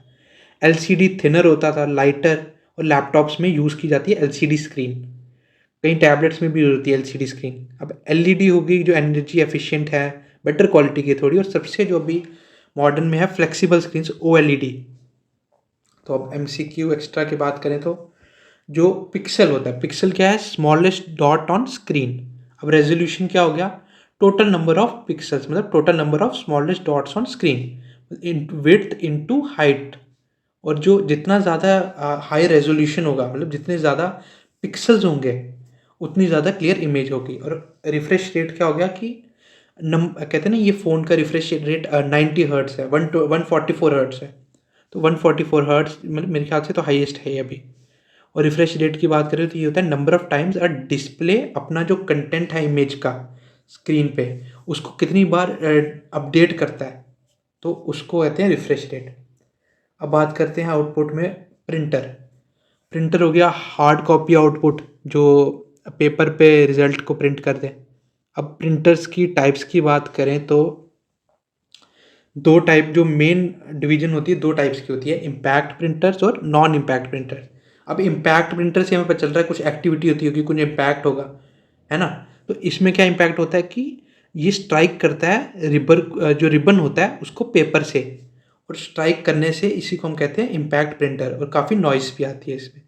नॉन इम्पैक्ट की बात करें तो नाम से जस्ट कर रहा है, कुछ इम्पैक्ट नहीं होता होगा कुछ, तो कोई स्ट्राइक नहीं होती है इसमें, क्वाइट है और फास्ट है ज़्यादा। अब एग्जांपल्स की बात करें इम्पैक्ट में तो dot matrix, Daisy wheel. Non impact में बात करें तो इंकजेट, लेज़र, थर्मल। इसमें जो एग्ज़ाम की पॉइंट्स है जो इंपॉर्टेंट है दोनों प्रिंटर के लिए, इसमें लो क्वालिटी प्रिंट होता है, चीप होता है ये। डॉट मैट्रिक्स प्रिंट जो है वो डॉट्स में होते हैं। और इसकी बात करें नॉन इम्पैक्ट की एग्जाम पॉइंट्स की, तो ये हाई क्वालिटी होता है। अब स्पेसिफिक प्रिंटर टाइप्स की बात करें, मेनली जो एग्जांपल्स को एक्सप्लेन करेंगे। लेज़र प्रिंटर, ये इसमें जो एग्जाम पॉइंट ऑफ व्यू से जो एकदम रेलिवेंट पॉइंट्स है इसमें है कि जो लेज़र प्रिंटर है वो यूज़ करता है टोनर, जो कि ड्राई पाउडर होता है, और स्टैटिक इलेक्ट्रिसिटी को यूज़ करता है प्रिंटिंग के लिए। ये फास्टेस्ट है, और टेक्स्ट के लिए बेस्ट क्वालिटी कौन सी है, लेज़र प्रिंटिंग। अब इंकजेट की बात करें तो ये इंक कार्ट्रिजेज यूज़ करता है, जो आपने देखा होगा साइड पे है इंक वाले में कार्ट्रिजेज हमें डालनी पड़ती हैं अलग अलग कलर की, मेनली 4 कलर की होती हैं। कौन कौन सा, जिसको आप याद करेंगे CMYK से, साइन कलर, मेजेंटा, येलो, और की मतलब ब्लैक कलर। और ये फोटोज प्रिंट करने के लिए बेस्ट होता है। अब बात करते हैं थर्मल प्रिंटर की। तो थर्मल प्रिंटर क्या है, ये हीट यूज़ करता है केमिकली ट्रीटेड पेपर। और ये किस में यूज़ होता है, ATMs जो रिसीप्ट निकलती हैं ATM में ट्रांजेक्शन के बाद, वो थर्मल प्रिंटर से प्रिंट की जाती हैं। और ये हो गया प्लॉटर, ये एक स्पेशल टाइप का प्रिंटर है जो प्रिंट क्या करता है, large high quality vector graphic, जैसे मैप्स प्रिंट करने हो, या वो आर्किटेक्चर्स के ब्लूप्रिंट्स होंगे जो नक्शा होता है घरों का, या 3D डिज़ाइंस, तो उनके लिए ये यूज़ होता है। अगला आ गया ऑडियो आउटपुट। अब इसमें आगे स्पीकर्स और हेडफोन्स, जो डिजिटल सिग्नल्स होते हैं उनको जब हम कान पे लगाते हैं तो हेडफोन्स में जो गाने बजते हैं वो इसके अंडर आएंगे, साउंड एनालॉग जो है, जिसे हम सुन सकते हैं। अब प्रोजेक्टर की बात करें, जो लार्ज स्क्रीन में जो आउटपुट को प्रोजेक्ट करे, ठीक है। अब इसके बाद आ गया कंप्यूटर मेमोरी। अब कंप्यूटर मेमोरी क्या होता है, कंप्यूटर मेमोरी होता है होल्ड, जो इंस्ट्रक्शन जो डाटा है वो कंप्यूटर होल्ड करके रखता है ताकि जब उसको कोई फंक्शन करना होगा तो उसको वो असेस कर सके। तो इन्हीं फंक्शंस और डेटा को वो स्टोर करके रखता है और इसी को कहते हैं हम, जहाँ स्टोर होता है कंप्यूटर मेमोरी, जो इसकी फंक्शनैलिटी है। अब टाइप्स की बात करें तो इस टेबल से आप समझिए दो टाइप होती है मेन, प्राइमरी कंप्यूटर मेमोरी और सेकेंडरी। इसे हम मेन मेमोरी भी कहते हैं प्राइमरी को, और इंटरनल मेमोरी भी। सेकेंडरी को ऑक्सिलरी मेमोरी और एक्सटर्नल मेमोरी भी कहते हैं। इसमें दो टाइप्स आ जाती हैं, रैम और रोम। रैम में आगे आ गई एस रैम और डी रैम, और रोम में आ गई P ROM, E P R ROM, E P R ROM. ये मेनली होती है यूजेबिलिटी पे, ठीक है। सीक्वेंशियल आ गई, रैंडम में आ गई flash memory, optical disk, magnetic disk. तो इसको हम एक बार एक्सप्लेन कर। तो देखिए, बात करें हम पहले टाइप की, तो प्राइमरी मेमोरी जिसे हम मेन मेमोरी भी कहते हैं, और ये डायरेक्टली असेसिबल होती है सीपीयू से। मतलब सीपीयू इसको डायरेक्टली यूज़ करता है इस मेमोरी को, कि जो इंस्ट्रक्शंस थी, जो सेट ऑफ डेटा था, वो जो उसने स्टोर किया हुआ था, उसको जब चाहिए होगा तो वो ले लेगा। तो डायरेक्टली इनमें स्टोर करता है, मेन मेमोरी में। अब पहला इसमें आ गई रैंडम एक्सेस मेमोरी, रैम। देखिए, ये वोलाटाइल होती है, मतलब जैसे ही आपने कंप्यूटर की पावर ऑफ की, ये डाटा इसका लॉस्ट हो जाता है, ये स्टोर नहीं रहता परमानेंटली। उसके बाद आप इसको रीड और मॉडिफाई कर सकते हो। अब टाइप्स की बात करें तो इसमें आगे एस रैम, जिसका होता है स्टैटिक रैम, और डी रैम मतलब डायनेमिक रैम। जो इनमें डिफरेंस के फॉर्म में मैंने इसको डाटा है, डेटा को। देखिए, जो एस रैम है वो फास्टर है, डी रैम स्लोअर है। ये फ्लिप फ्लॉप्स को यूज़ करती है, ये कैपेसिटर्स को यूज़ करती है, और ये कैच मेमोरी में यूज़ होती है स्टैटिक रैम, और इसको कॉन्स्टेंटली रिफ्रेश करना पड़ता है, और ये मेन पीसी रैम में यूज़ होती है। अब अगली आ गई रोम। रोम होगी रीड ऑनली मेमोरी। ये नॉन वोलाटाइल है, मतलब ये परमानेंट है डाटा इसका, और ये खाली रीड ऑनली, मतलब आप इसको खाली रीड कर सकते हो, इसमें मॉडिफाई नहीं कर सकते चेंजेस। फंक्शंस क्या है कि ये बूटिंग इंस्ट्रक्शंस को स्टोर करती है, मतलब बायोस। अब बूटिंग इंस्ट्रक्शंस हो गई कि जब नेक्स्ट टाइम आपने कंप्यूटर को ऑन करना है तो वो कैसे बूट होगा, उसकी इंस्ट्रक्शंस इसमें स्टोर रहती हैं। अब टाइप्स आ गई इसमें ई रोम, जो कि प्रोग्रामेबल होती है। ई पी रोम, जिसका जो डेटा है वो इरेजेबल होता है बाय यूवी लाइट, और इसमें इलेक्ट्रिकली इरेजेबल होता है ई पी आर रोम में। अगली आ गई सेकेंडरी मेमोरी। सेकेंडरी मेमोरी से हम ऑक्सिलरी स्टोरेज भी कहते हैं, और ये बैकअप के फॉर्म में यूज़ होती है, और ये मेन कंप्यूटर का पार्ट नहीं होता है, हम इसको निकाल सकते हैं, अटैच कर सकते हैं, और इसमें परमानेंट स्टोरेज होती है डाटा की। देखिए, इसमें दो टाइप हैं। पहला आ गया सीक्वेंशियल एसेस, जिसमें आ गई एग्जांपल मैग्नेटिक टेप की। अब मैग्नेटिक टेप हो गई जैसे कि जो सीक्वेंशियल एसेस में जो हम डाटा रीड करेंगे और एसेस करेंगे ना, इसमें जो कंप्यूटर एसेस करेगा, रीड करेगा, वो एक ऑर्डर में करेगा। जैसे पहले के बाद दूसरा कर सकता है, फिर तीसरा कर सकता है, जैसे कि ऑडियो कैसेट होती है अपनी। तो ये स्लो होता है स्पीड इसकी। और डायरेक्ट एसेस हो गया कि डायरेक्टली कहीं पे भी जंप कर सकता है, किसी भी डाटा के किसी भी स्टेज पे जंप कर सकता है, वहाँ से डाटा को एसेस कर सकता है। अब डायरेक्ट एसेस की जो टाइप्स हैं आगे, मैग्नेटिक डिस्क हो गई, जिसमें आ गया हार्ड ड्राइव हो गई हमारी। ऑप्टिकल डिस्क जो लेज़र का यूज़ करती है, जैसे कि सीडी, कंपैक्ट डिस्क जो डलती है, डीवीडी, डिजिटल वर्सेटाइल डिस्क, और ब्लू रे डिस्क। अब स्टोरेज की बात करें तो 700 MB की कैपेसिटी होती है डीवीडी की, 4.7 GB से 8.5 GB, और ब्लू रे डिस्क की 25 से 50 GB। ये हाईएस्ट ऑप्टिकल कैपेसिटी वाली डिस्क है। थर्ड आ गया फ्लैश मेमोरी, जो कि सॉलिड स्टेट में होती है, जैसे सॉलिड स्टेट ड्राइव। जो एसएसडी आजकल फास्टर है ये काफ़ी, और आजकल लैपटॉप्स में ही होती है। मेमोरी कार्ड जो रिमूवल होता है, फ़ोन्स में, कैमराज में डलता है। पेन ड्राइव हो गई, ये यूएसबी फ्लैश ड्राइव कहते हैं। ये पोर्टेबल होती है, प्लग एंड प्ले।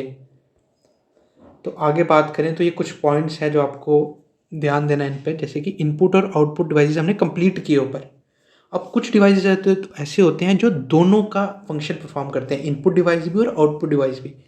जैसे पहला आ गया मॉडेम, ये डेटा को रिसीव भी करता है और सेंड भी करता है। टच स्क्रीन, ये आप इसमें इनपुट टच करके दे भी सकते हो, और ये आउटपुट को भी डिस्प्ले करेगा। वैसे ही हेडसेट हो गया, फैक्स मशीन्स हो गई, ये दोनों वे में काम करती हैं। उसके बाद होगी कैच मेमोरी।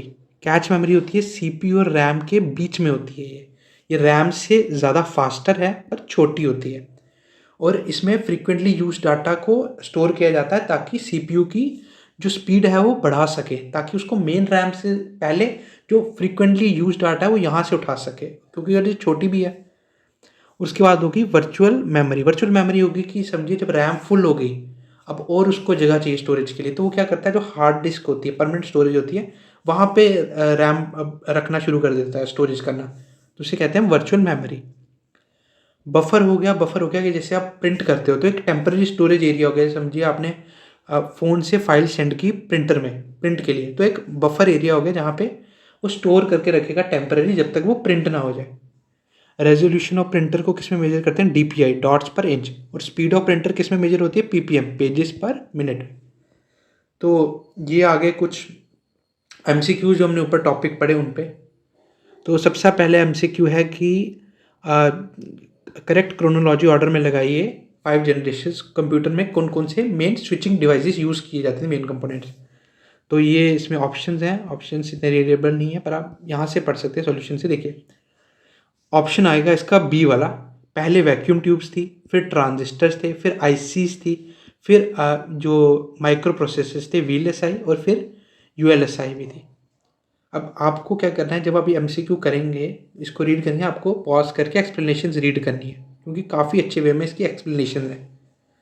तो ये हो गया। उसके बाद सेकंड एमसीक्यू हो गया कि इनपुट यूज बैंक्स में कौन सा यूज़ होता है चेक्स के लिए। तो ये हमने पढ़ा है MICR, मैग्नेटिक इंक वाला जो चेक पे होती है। ये देखिए स्पेसिफिक मैग्नेटिक इंक कोड होता है बॉटम चेक्स में, जो 9 डिजिट का होता है, उसको रीड करती है। ये देखिए एक्सप्लेनेशन आपको रीड करनी है इसमें।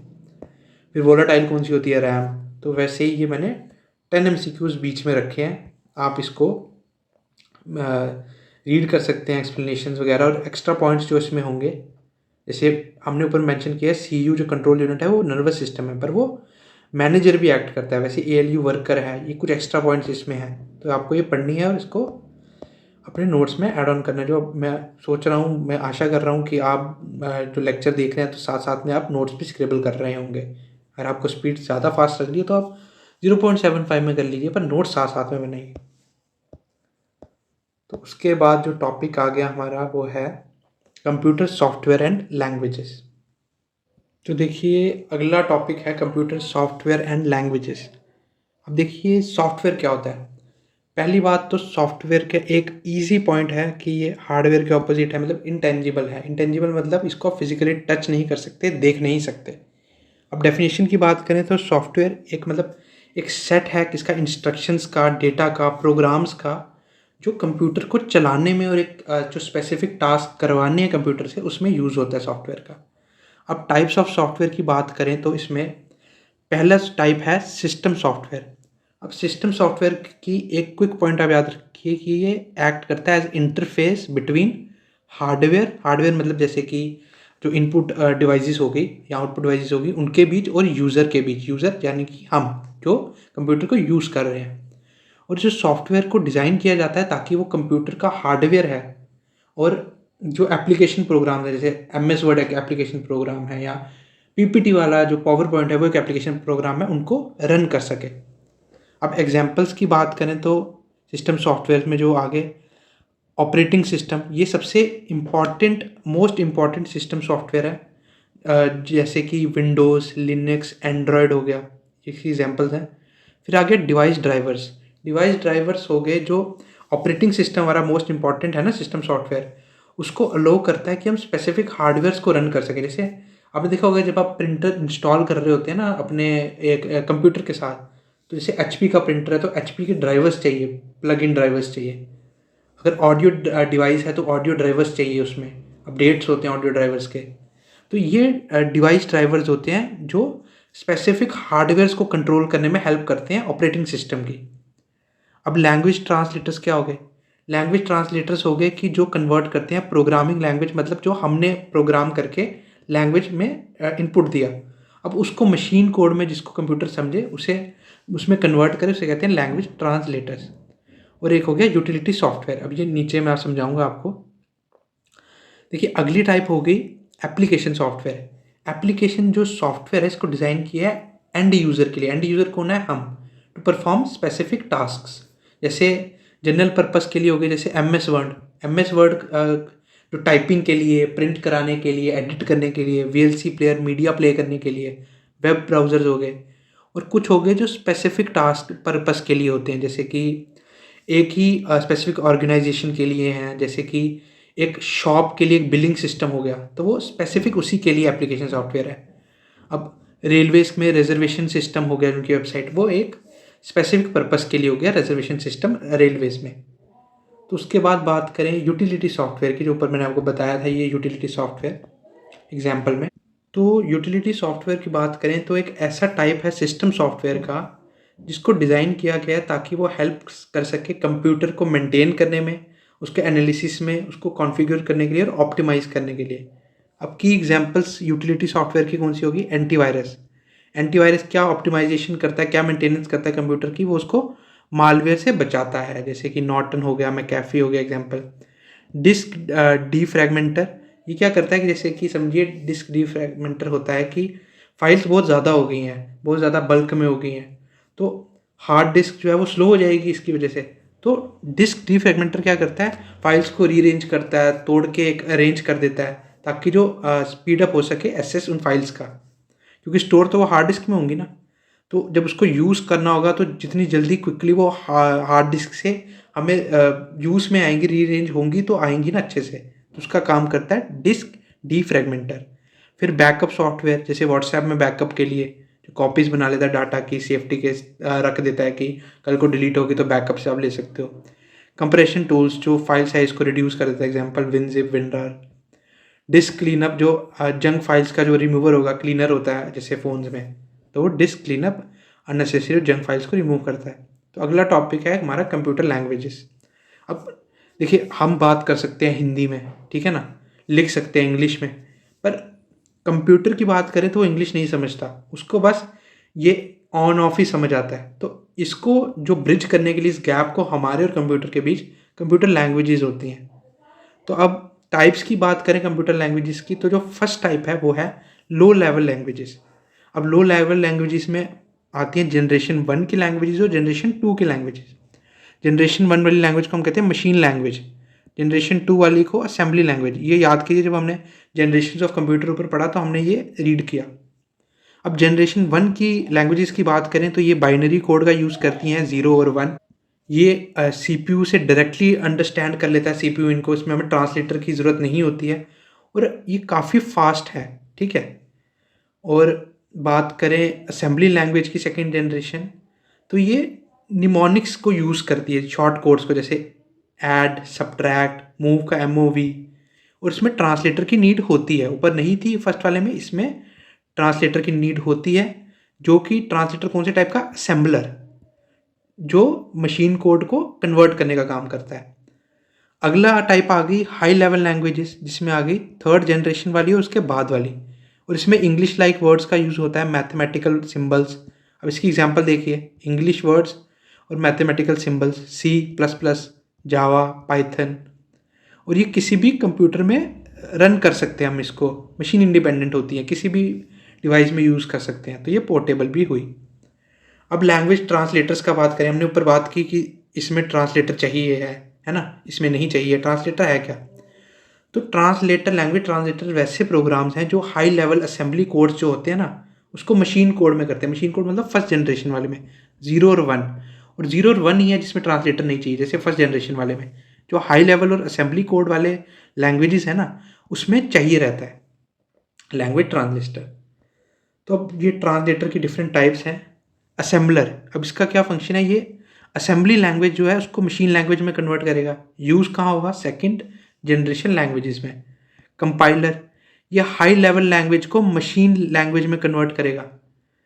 तो ये क्या करेगा? स्कैन करेगा पूरे प्रोग्राम को एक ही बारी में, और जो जो एरर निकालेगा ना, वैसे ही सारे एरर निकालने के बाद ये रुकेगा, ठीक है। और इसमें फास्ट एग्जीक्यूशन होगी, और एग्जांपल होगी C और C++। इंटरप्रेटर का क्या है कि ये हाई लेवल को मशीन लैंग्वेज में तो कन्वर्ट करता है, पर ये काफ़ी स्लो है, क्योंकि पहला एरर आया और ये रुक जाएगा ट्रांसलेशन के टाइम, और ये लाइन बाय लाइन को ट्रांसलेट करता है, स्लो एग्जीक्यूशन है। तो एग्जांपल होगी पाइथन और बेसिक। अब बात करते हैं ऑपरेटिंग सिस्टम्स की। तो ऑपरेटिंग सिस्टम को क्या कहते हैं? It is the resource manager. ये जितने भी रिसोर्सेज हैं, सॉफ्टवेयर हैं, ड्राइवर्स हैं, उनको मैनेज करने का काम करता है। और ये मैनेज क्या क्या करेंगे? Memory, files, CPU, devices. तो अगला हो गया बूटिंग। बूटिंग क्या होता है कि loading the OS into RAM. अब रैम हमको पता है कि रैंडम एक्सेस मेमोरी, तो इसमें हमें ओएस को लोड करना कि जब हम ऑन करते हैं, ठीक है ना, कंप्यूटर ऑन होता है तो जो ऑपरेटिंग सिस्टम है वो रैम में लोड होता है, जिसकी वजह से कंप्यूटर रन करता है, तो उससे हम कहते हैं प्रोसेस को बूटिंग। दो टाइप का है, कोल्ड बूट हो गया कि ऑफ पड़ा था, आपने ऑन दबाया और ऑन हुआ। वार्म बूट हो गया कि उसको रीस्टार्ट करना, उसका शॉर्टकट क्या है, control plus alt plus delete. अब टाइप्स ऑफ ओएस इंटरफेसेस कौन से हैं, CUI कैरेक्टर यूज़र इंटरफेस और GUI graphical user interface.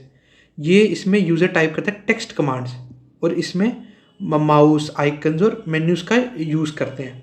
Example हो गई MS DOS, और इसमें होगी विंडोज़, मैकओएस, उबुंटू। अब आगे जो सॉफ्टवेयर दो टाइप्स के हैं, ओपन सोर्स और प्रोप्राइटरी सॉफ्टवेयर। ओपन सोर्स हो गए जो पब्लिक के लिए अवेलेबल हैं, मॉडिफाई करने को फ्री हैं, कॉस्ट में फ्री हैं। ये हो गए, ये हिडन है, सोर्स इनका बिल्कुल पता नहीं है सोर्स कोड क्या है, ट्रेड सीक्रेट है।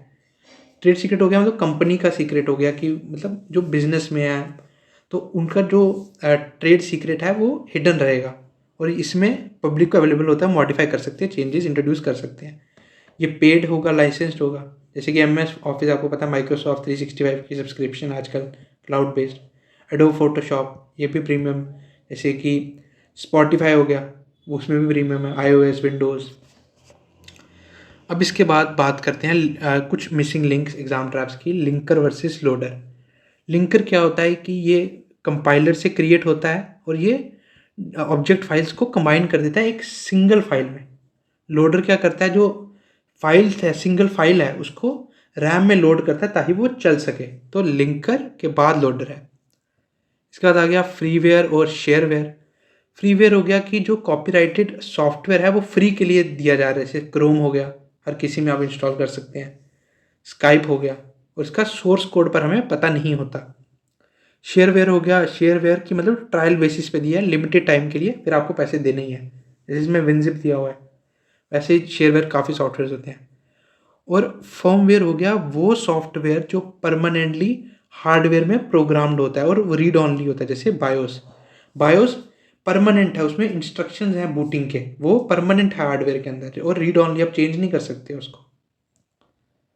एक आ गया स्पूलिंग। अब स्पूलिंग देखिए क्या होता है, simultaneous peripheral operations on line, तो ये आपको याद करना है इसको।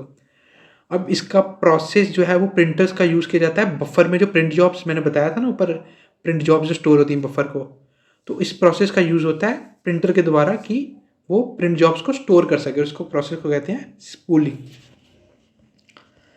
अब इसके बाद ये ऑपरेटिंग सिस्टम फिर से आ गया इसमें मेरे ख्याल से, हाँ इसमें फंक्शंस ऑपरेटिंग सिस्टम के।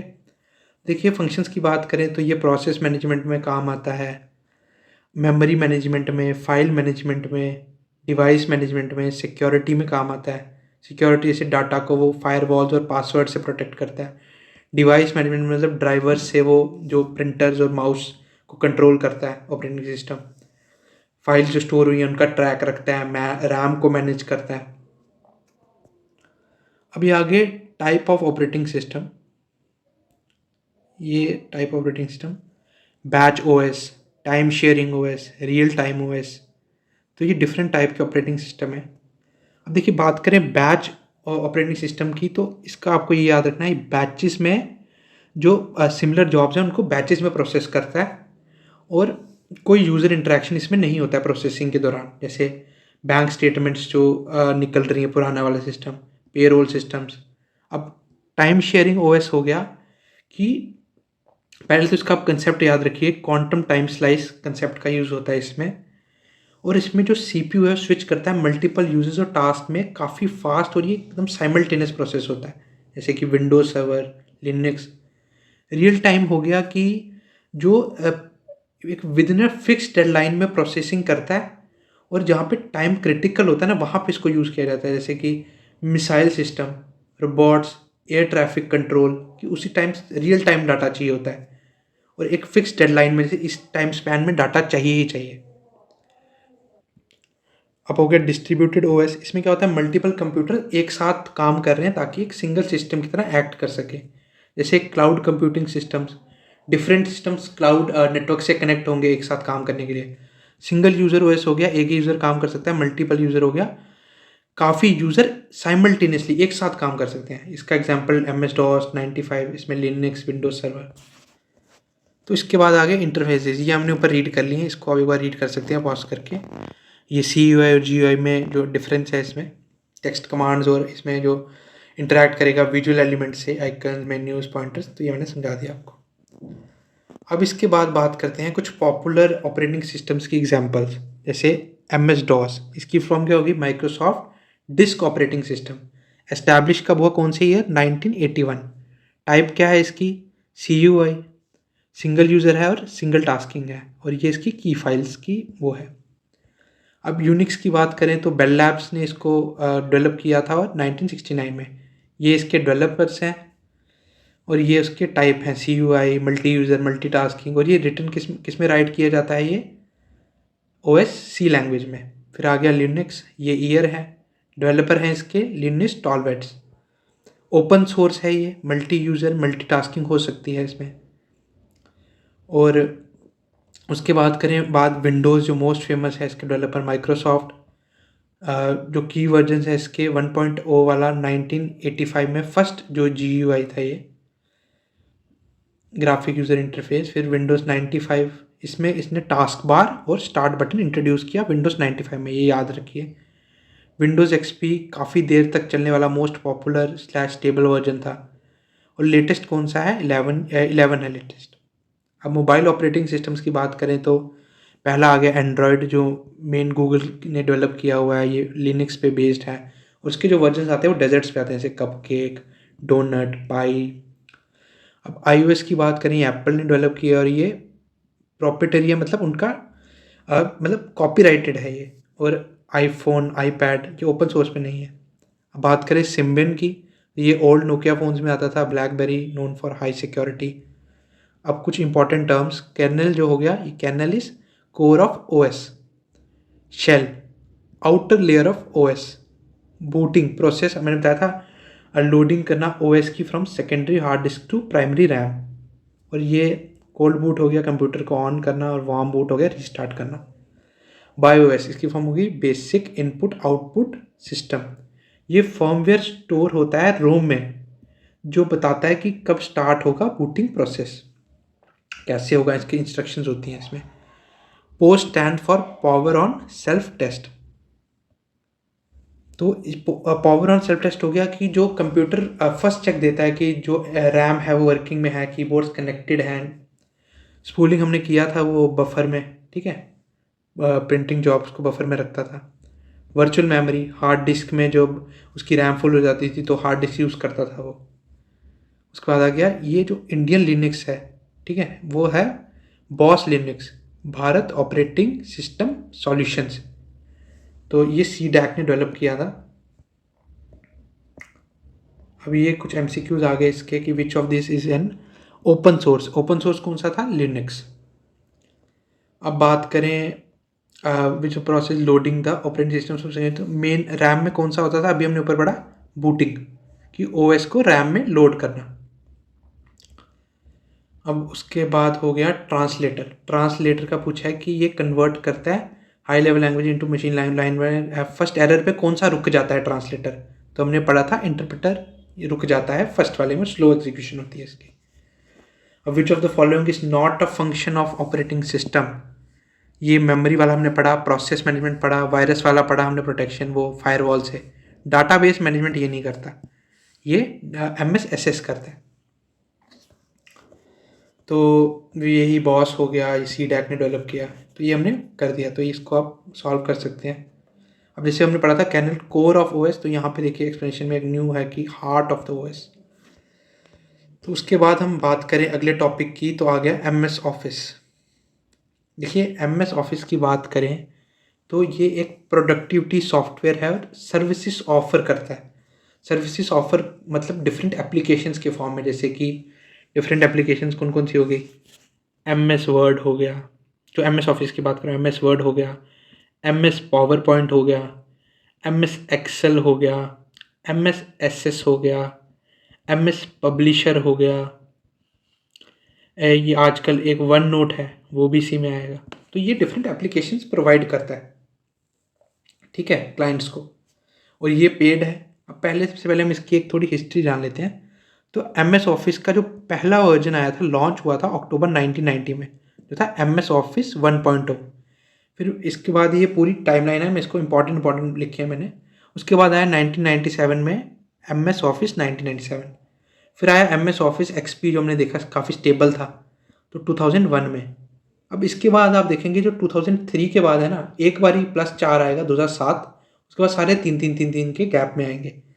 2003 के बाद 4 का आया 2007, फिर तीन के गैप में देखिए 2010, 2013, फिर 2016। और 16 वाला सबसे वाइडली यूज्ड है। एम एस ऑफिस 2016 सबसे वाइडली यूज्ड है। और अभी लेटेस्ट कौन सा है, माइक्रोसॉफ्ट 365। ये क्लाउड बेस्ड जो सर्विस दे रहा है।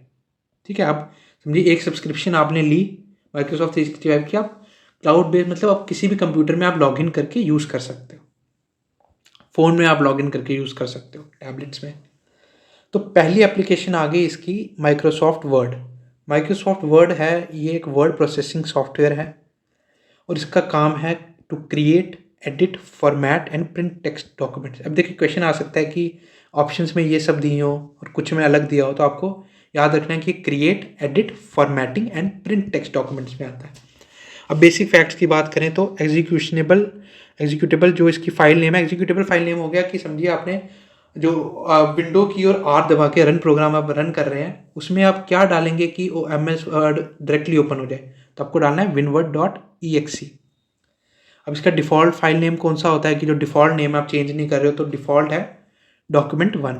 फाइल एक्सटेंशन 2007 से पहले थी .doc और अब 2007 के बाद मॉडर्न में है .docs और टेम्पलेट है इसकी .dotx। जो डिफ़ॉल्ट फॉन्ट है इसका कैलिब्री साइज 11। जो पहले वालों में होता था वो होता था टाइम्स न्यू रोमन, जो साइज 12, ये पर याद करने की जरूरत नहीं है, ये कैसे एक्स्ट्रा इन्फॉर्मेशन के लिए था। जूम रेंज की बात करें तो मिनिमम 10% आप कर सकते हो और मैक्सिमम जूम कर सकते हो 500%। अब देखिए इसमें नोट में देखिए एक्सेल और पीपीटी में जो मैक्सिमम है वो 400 जाता है, खाली वर्ड है जिसमें 500 जाएगा। डिफ़ॉल्ट व्यू है इसका प्रिंट लेआउट व्यू, कि जब आप प्रिंट करने से पहले जो इसका जो आप बनाएंगे ना, उसका डिफ़ॉल्ट व्यू वैसा ही होगा जो आप प्रिंट करेंगे डॉक्यूमेंट, वैसा जो सेम एग्जैक्टली निकलेगा आउटपुट। अब इसके इंपॉर्टेंट इंटरफेस एलिमेंट्स आ गए, title bar, ribbon, status bar. देखिए इसको एक बार यहाँ से देखते हैं। ये देखिए इसी में पूरा ये है। अब जैसे कि देखिए home, file, insert, design, layout, ये सब क्या है, ये रिबन में आता है। ये आगे विंडो कंट्रोल्स आगे इसमें मिनिमाइज वगैरह, मैक्सिमाइज। टाइटल बार जिसमें डॉक्यूमेंट का नेम होगा। क्विक एसेस टूल बार जिसमें ऑटो सेव है। उसके बाद ये जो है होम टैब में clipboard, text, paragraph, styles, editing. तो ये जितने से इंसर्ट हो गया, इंसर्ट टैब। तो इसमें जितने ऑप्शन हैं ये सारे इसमें मैंने नोट डाउन कर रखे हैं। देखिए आप एक बार इसको रीड कर सकते हैं। Review tab, view tab, mailing tab, references. इसमें कुछ कुछ याद करने हैं, जैसे कि मैं आपको बता देता हूँ कौन कौन से इंपॉर्टेंट है इसमें, कि जो आपको याद करने से। रिव्यू टैब में आपका स्पेलिंग एंड ग्रामर चेक वाला है। उसके बाद व्यू टैब में तो इतना कुछ नहीं है इसमें। लेआउट टैब में आप मार्जिन सेट कर सकते हैं। रेफरेंसेस टैब में बिब्लियोग्राफी है, जैसे कि डिज़ाइन टैब हो गया, कलर्स हैं इसमें, वाटरमार्क सबसे इंपॉर्टेंट, वाटरमार्क ऐड करना है डिज़ाइन टैब में। इंसर्ट टैब में हेडर एंड फुटर है, सिंबल्स हैं। टेबल्स इंसर्ट टैब में आप ये सब कर सकते हैं। तो ये रूलर हो गया इसका, ये नीचे वाला स्टेटस बार हो जाता है। जूम स्लाइडर, ये डॉक्यूमेंट एरिया, स्क्रॉल बार। तो ये डिफरेंट इसके कंपोनेंट हो गए। तो टाइटल बार टॉप मोस्ट है, इसमें फाइल नेम होता है, अभी मैंने बताया आपको। रिबन पैनल जो हो गया जिसमें ये सारे होते हैं, लेआउट, पेज, इंसर्ट, होम बताया मैंने आपको। स्टेटस बार नीचे होता है, इसमें पेज नंबर, वर्ड काउंट कितना है, लैंग्वेज, जूम कितना % हो रहा है, मिनिमम जूम कितना हो सकता था, 50 था, 5 था, कितना था मिनिमम था 10%, सॉरी मिनिमम 10% हो सकता है, मैक्सिमम 500 हो सकता है। रूलर्स में सेट करने के लिए मार्जिन और इंडेंट्स। एक स्पेशल मार्जिन होता है इसमें, गटर मार्जिन आपका रखना है, जो बाइंडिंग साइड ऑफ पेज पे लगाया जाता है। ओरिएंटेशन इसका जो होता है, डिफ़ॉल्ट ओरिएंटेशन कौन सा है, वर्टिकल सीधे में, और लैंडस्केप में हॉरिजॉन्टल हो जाता है ऐसे। तो आगे बात करें तो इसकी की फीचर्स की, तो ये की फीचर्स जो है जैसे मैक्रोज है, थिसारस है, ये सब इसमें टैब्स के अंदर डिफरेंट टैब्स हैं जो आप देखेंगे तो आपको इसमें मार्क डाउन करना है कि कहाँ पे कौन सा है। तो इसको मैंने यहाँ पे नोट डाउन कर लिया जो इंपॉर्टेंट की फीचर्स हैं। मेल मर्ज जो ऑप्शन है इसमें, ये वैसा फीचर है जो मल्टीपल डॉक्यूमेंट्स को एक साथ मर्ज कर देता है और ये बल्क ईमेल्स करने में हेल्पफुल है। मैक्रोज ऐसा टूल है जो सीरीज ऑफ जो कमांड्स और एक्शन है ना, जो बार बार यूज़ होने हैं उनको रिकॉर्ड करके रखता है, ताकि जब अगली बार यूज़ होना है तो डायरेक्टली आप जब शॉर्टकट लगाएंगे तो वो डायरेक्टली एग्जीक्यूट हो जाएगा कमांड। इसका शॉर्टकट है Alt+F8। ड्रॉप कैप हो गया कि जैसे कि न्यूज़पेपर्स में होता है एंड ए बहुत बड़ा होता है फिर सब आगे छोटा छोटा होता है, फर्स्ट वर्ड सबसे ज़्यादा कैपिटल में होता है, जैसे मुंबई एम बड़ा सबसे बड़ा फिर आगे सब छोटा छोटा, तो ये ड्रॉप कैप से लगता है।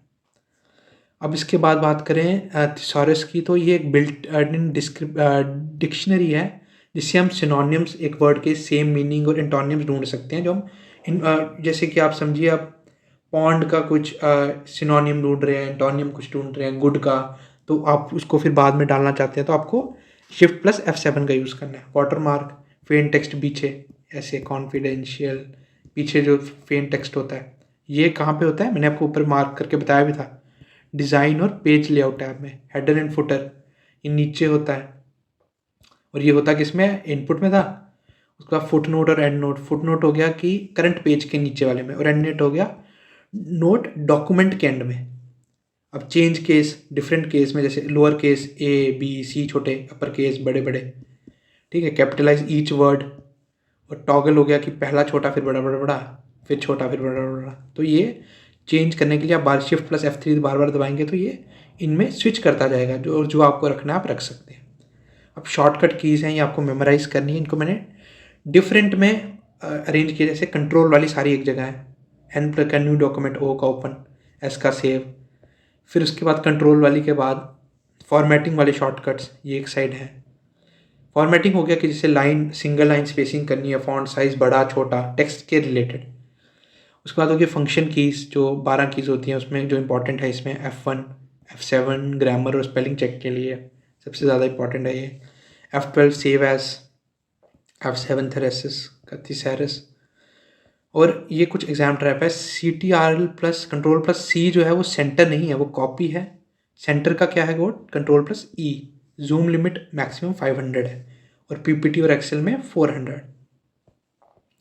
ऐसे ही सबस्क्रिप्ट और सुपरस्क्रिप्ट, सबस्क्रिप्ट होगी कि जो नीचे लगाना, और सुपरस्क्रिप्ट होगी जो ऊपर, तो ये इसके शॉर्टकट्स हैं। सेव और सेव एज, सेव हो गया कि करंट फाइल को मैं बस अपडेट कर देना है, और सेव एज हो गया कि उसको न्यू नेम फॉर्मेट हो गया कि उसको XLS में करना है, PDF में करना है, वर्ड में करना है, किस में करना है, और ये उसके शॉर्टकट्स हैं। Ctrl+S for save, F12 for save as. अब बात करते हैं माइक्रोसॉफ्ट एक्सेल की। तो ये एक स्प्रेडशीट सॉफ्टवेयर है जिसमें हम जो स्प्रेडशीट्स हैं उस पर वर्क करते हैं, जिसमें वर्कबुक बन गई एक, उसके अंदर वर्कशीट्स हो गई, तो उनमें हम डाटा को ऑर्गेनाइज करते हैं, कैलकुलेशंस होती हैं, चार्ट्स क्रिएट कर सकते हैं, पाई चार्ट हो गया, बार ग्राफ्स हो गया, तो उसके लिए यूज़ होता है। अब बेसिक फैक्ट्स की बात करें तो जो जो आप रन कमांड में डालकर कर सकते हैं, तो खुल जाएगा MS excel, executable file name excel.exe, default name है इसका book1।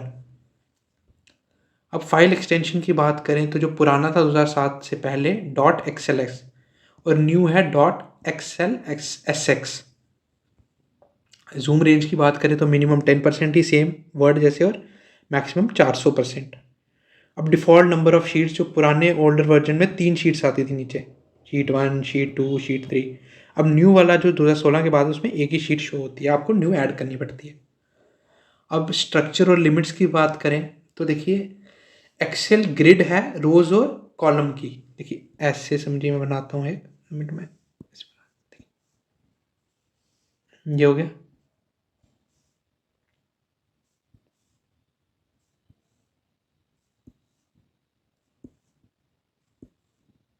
तो माफ़ करना थोड़ा लाइन सही नहीं है इसकी। तो देखिए ये वाली जो है ये नंबरिंग इसकी 1 यहाँ, तो जो ये वाली है ना ये ऐसे लंबी में, ये है रो, और समझिए ये इधर A आ गया, A B C D, तो ये हो गया इसके कॉलम, ये रो और ये कॉलम, और जो रो और कॉलम के इंटरसेक्शन पे ये एक बन रहा है ना, ये है सेल, इसे हम कहते हैं एक सेल। उसकी लोकेशन कैसे करेंगे, देखिए ए में है तो पहले ए आ जाएगा कॉलम का नाम, फिर रो कौन सी है 1, तो A1, तो ये हो गया A1, ठीक है। वैसे ये हो गया B1, ये हो गया B2, क्योंकि ये 2 रो है, ये कॉलम B है तो पहले कॉलम का नाम फिर रो का नाम B2। तो वही इसमें बताया, देखिए कि रो नंबर्स 1 2 3 कॉलम ABC, पर समझिए जब Z हो जाता है ना फिर ऐसे शुरू होता है A B, ऐसे अलग में शो होगा। अब मॉडर्न एक्सेल में टोटल रोज कितनी हो सकती हैं, 1 0 4 8 5 7 6, और ये आपको याद करने नंबर। टोटल कॉलम्स कितने हो सकते हैं, 1 6 3 8 4, और लास्ट जो कॉलम नेम होगा, लास्ट कॉलम नेम कौन सा आएगा इसमें, ये देखिए DAA आ गया ना, उसके बाद लास्ट आएगा XFD, ये लास्ट बनेगा। सेल क्या हो गया, मैंने बताया आपको, इंटरसेक्शन ऑफ रो और कॉलम, ये सेल है, ये है सेल, स्मॉलर रेक्टेंगुलर बॉक्स। तो ये पूरा स्ट्रक्चर आ गया उसका, देखिए ये आ गया स्ट्रक्चर, ये आप रीड कर सकते हैं इसमें, ये इसमें पूरे जब आप क्लिक करेंगे डिफरेंट में, तो जैसे आपने रिव्यू टैब पे किया तो जो जो आएंगे वो इंपॉर्टेंट इसमें होंगे। एक बार एक जनरल देख लीजिए, थोड़ा इतना कम्प्लेक्स आएगा नहीं पेपर में। ये एक्सेल है, ये फाइल टैब है, ये होम टैब है, ये इंसर्ट टैब है, page layout, formulas, data, review.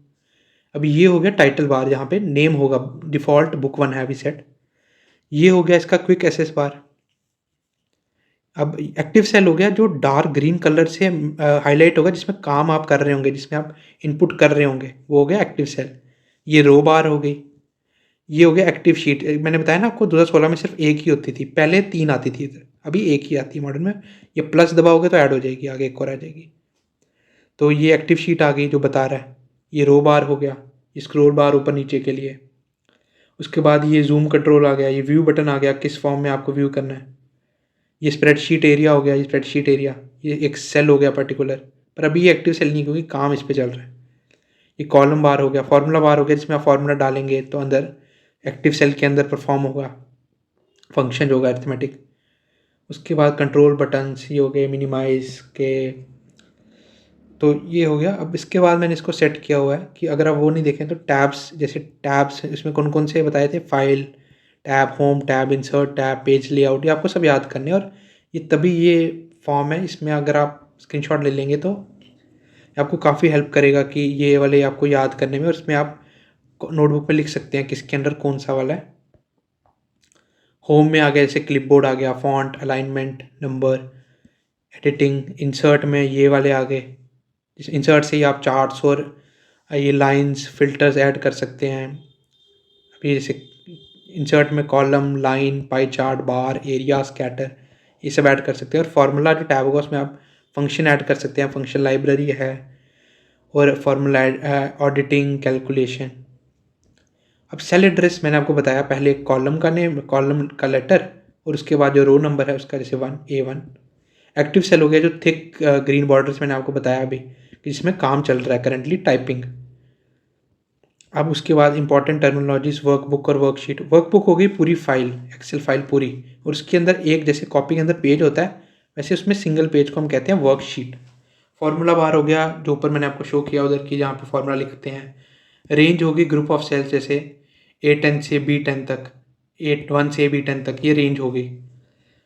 अब चार्ट्स, चार्ट्स मतलब डिफरेंट पाई चार्ट बनाना है, कॉलम बनाना है, स्कैटर बनाना है, जो इंसर्ट टैब से।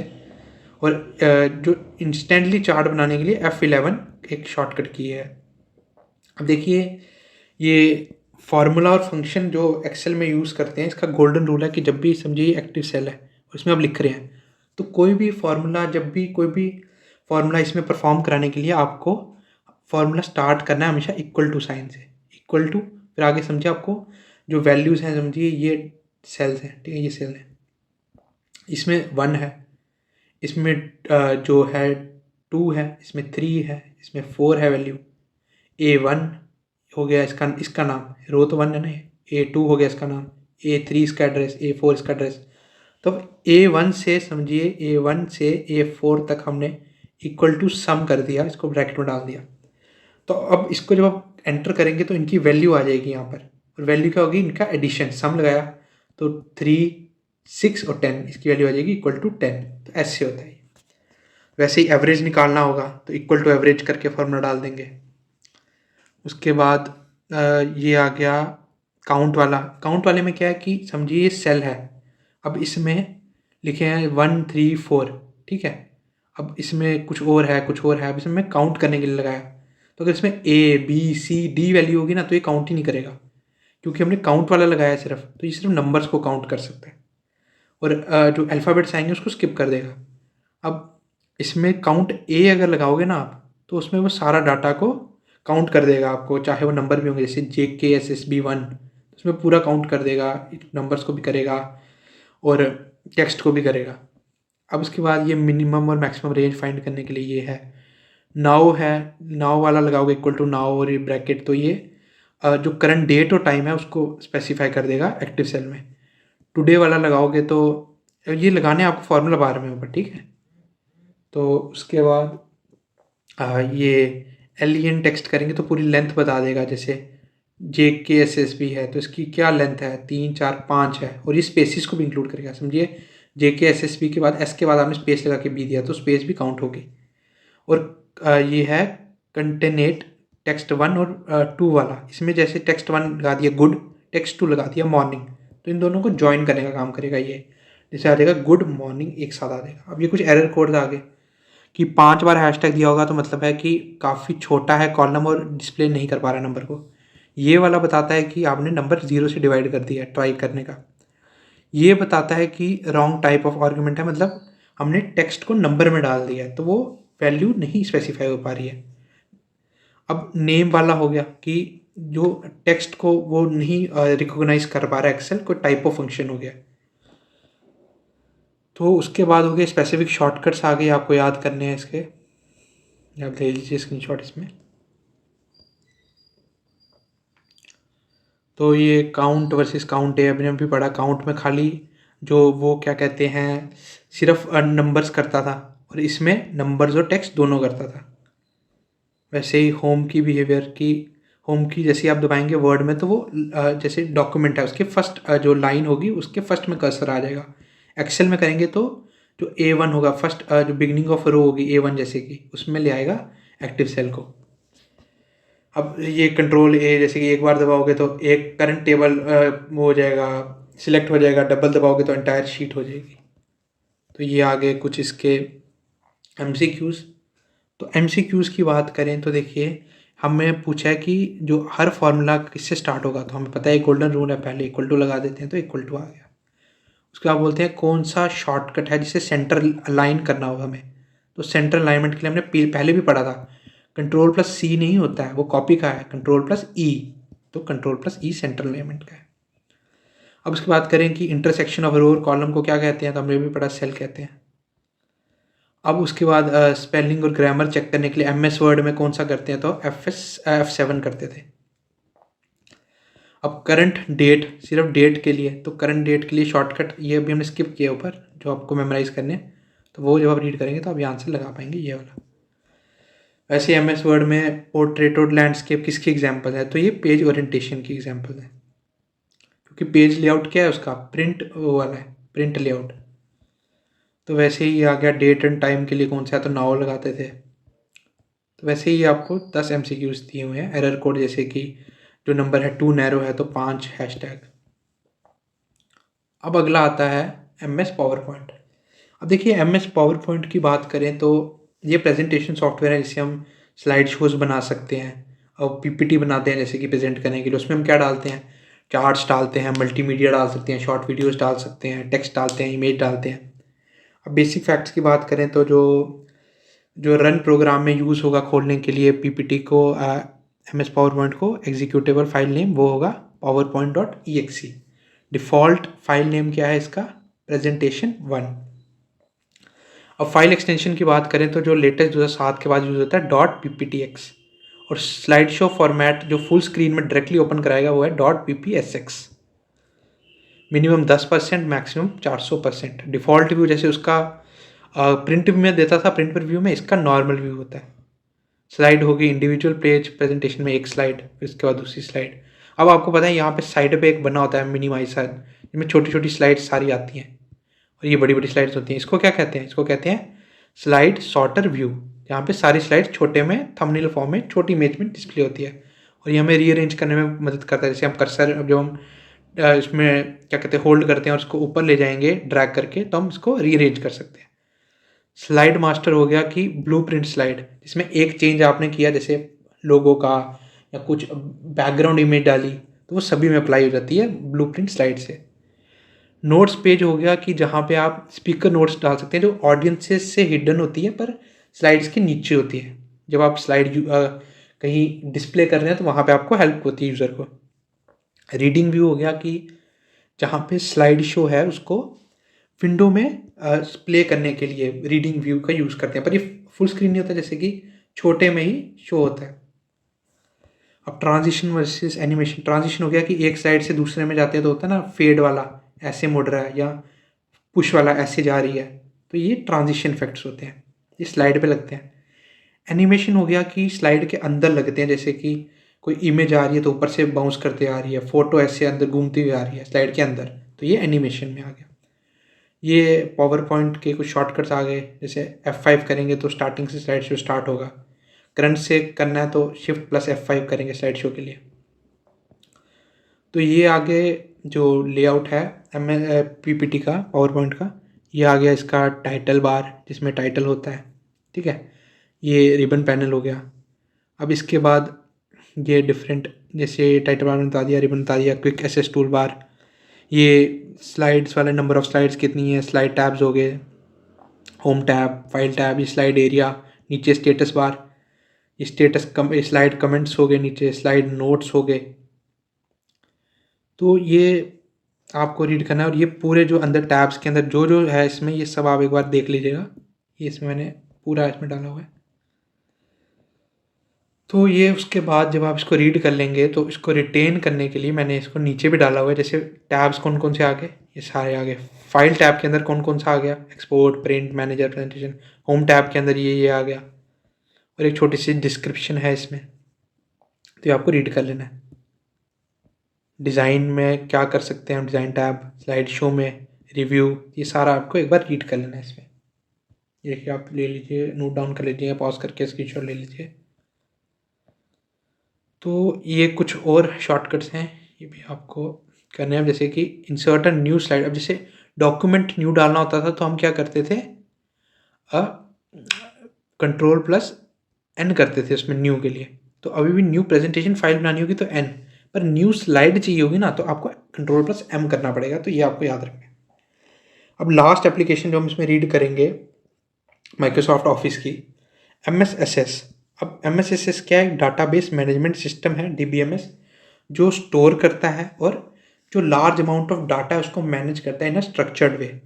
अब बेसिक फैक्ट्स की बात करें तो इसका एग्जीक्यूटेबल फाइल नेम हो गया MSSS.exe।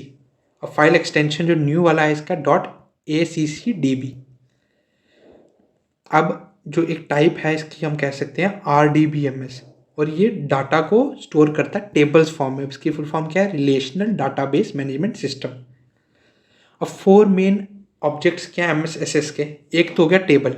हमेशा याद रखिए जो डाटा है वो स्टोर किस में करेगा, ये हमेशा टेबल्स फॉर्म में करेगा। और टेबल फॉर्म में किस में, रोज़ में, इसमें रिकॉर्ड स्टोर होंगे, और कॉलम्स में जो फील्ड्स आ गई। क्वेरीज भी एक इसका मेन ऑब्जेक्ट है। क्वेरीज क्या है कि जो स्पेसिफिक, मैंने बोला डाटा आप सिर्फ टेबल्स में स्टोर कर सकते हैं, तो अब उसको रिट्रीव करने के लिए स्पेसिफिक डाटा के लिए हम क्वेरी डालते हैं उसमें MS Access में। जैसे कि आपको क्वेरी डाली, मुझे show all students with in 90 greater than 90% marks, जिससे ज़्यादा है, तो वो उसमें क्वेरी डालकर तो वो डाटा आ जाएगा आपका स्पेसिफिक डाटा जिनके 90 से ऊपर मार्क्स हैं। फॉर्म्स हो गया, ये ऐसा इंटरफेस है जिसमें आप डिस्प्ले या एंटर कर सकते हैं डाटा। रिपोर्ट्स हो गया कि जो डाटा है उसको प्रिंट या समराइज करेगा प्रोफेशनल फॉर्मेट में। ये की टर्मिनोलॉजी होगी। प्राइमरी की होती है जो यूनिक होती है और ये कभी खाली नहीं हो सकती, और ये ना कभी दो की सेम हो सकती, डुप्लीकेट नहीं हो सकती। हर रिकॉर्ड को यूनिकली आइडेंटिफाई करने में काम आता है। जैसे कि आधार कार्ड, आपका आधार नंबर अलग है, मेरा आधार नंबर अलग है, नाम हो सकता है सेम, तो वो प्राइमरी की नहीं है। अब जैसे मेरा रोल नंबर क्लास में अलग है, किसी और बच्चे का अलग है। रिकॉर्ड हो गया कि सिंगल रो का डेटा, ये हो गया रिकॉर्ड, रो का डेटा। जैसे नाम, ठीक है, कुछ हो गया, उसकी एज हो गई, कुछ उसका आधार नंबर हो गया, कुछ उसका एड्रेस हो गया, तो एक ही पर्सन का रिकॉर्ड एक रो में। फील्ड हो गया कि जैसे नाम हो गए, ये फील्ड है, पहले का नाम राम, श्याम, गुप्ता, तो ऐसे ये रो में हो गए। अब ये कुछ एग्जाम ट्रैप्स तो आपको रीड करने हैं, ये बता दिया मैंने, CTRL+M वाला ये भी बता दिया। और ये मैंने अभी आपको बताया कि डाटा हमेशा एसएस में टेबल्स में स्टोर होगा। जो क्वेरीज हैं, फॉर्म्स हैं, रिपोर्ट्स हैं, ये सिर्फ डाटा स्टोर नहीं करने का, ये डिस्प्ले का तरीका है बस। तो ये आगे इसके MCQs, अगले बचे हुए जो लास्ट 2 टॉपिक्स के MS ऑफिस के। तो न्यू स्लाइड कैसे करते हैं हम? न्यू स्लाइड के लिए M है, N किसके लिए है? न्यू फाइल के लिए। प्राइमरी की क्या करती है? यूनिक आइडेंटिटी, तो unique identified record in a table. वैसे ही which power point view displays all slides thumbnail, तो हमने कहा था स्लाइड सॉर्टर व्यू, साइड पे छोटे थंबनेल्स में शो करता था। वैसे ही जो मॉडर्न MSSS का कौन सा है? .ACCDB। वैसे ट्रांजिशन और इसमें डिफरेंस क्या है, मैंने बताया आपको कि ट्रांजिशन जो होता है वो स्लाइड पे लगता है, इंडिविजुअल स्लाइड्स पे, और एनिमेशन अंदर के ऑब्जेक्ट्स पे। वैसे ही बाकी MCQs आप एक बार खुद करेंगे। तो अगला टॉपिक है हमारा, जो लास्ट टॉपिक है, इंटरनेट एंड ईमेल। देखिए, इंटरनेट एंड ईमेल की बात करें तो इंटरनेट को हम कहते हैं network of networks. Internet is network of networks. ये इंटरनेट क्या है? ग्लोबल नेटवर्क है इंटरनेट कनेक्टेड कंप्यूटर्स का। अब इसका कोई एक ओनर नहीं है, तो इसका मतलब है ये डिसेंट्रलाइज्ड है, कहीं एक जगह सेंट्रलाइज नहीं है, कहीं एक ओनर नहीं है इसका, ये डिसेंट्रलाइज्ड है, ग्लोबल नेटवर्क है इंटरकनेक्टेड कंप्यूटर्स का। अब फादर ऑफ कंप्यूटर कौन है? Wind Surf. History and evolution की बात करें कंप्यूटर की, तो पहले ARPANET आया, फर्स्ट नेटवर्क था ये। इसको US डिफेंस डिपार्टमेंट ने किया था, मेनली मिलिट्री पर्पसेस के लिए। फिर आता है ये TCP और IP, ये स्टैंडर्ड प्रोटोकॉल्स को अडेप्ट किया, जिससे निर्माण हुआ मॉडर्न इंटरनेट का, TCP और IP से, ये प्रोटोकॉल्स हैं। फिर ये WWW 1989 में आया, याद करिए इसको भी याद करिएगा 1969 को। वर्ल्ड वाइड वेब किसने? टिम बर्नर्स ली ने किया था CERN में, CERN।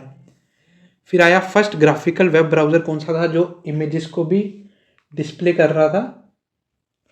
ये था मोज़ैक 1993 में। अब इंटरनेट इन इंडिया सबसे पहले लॉन्च किसने किया था? VSNL ने, Videsh Sanchar Nigam limited, on August 15, independence day.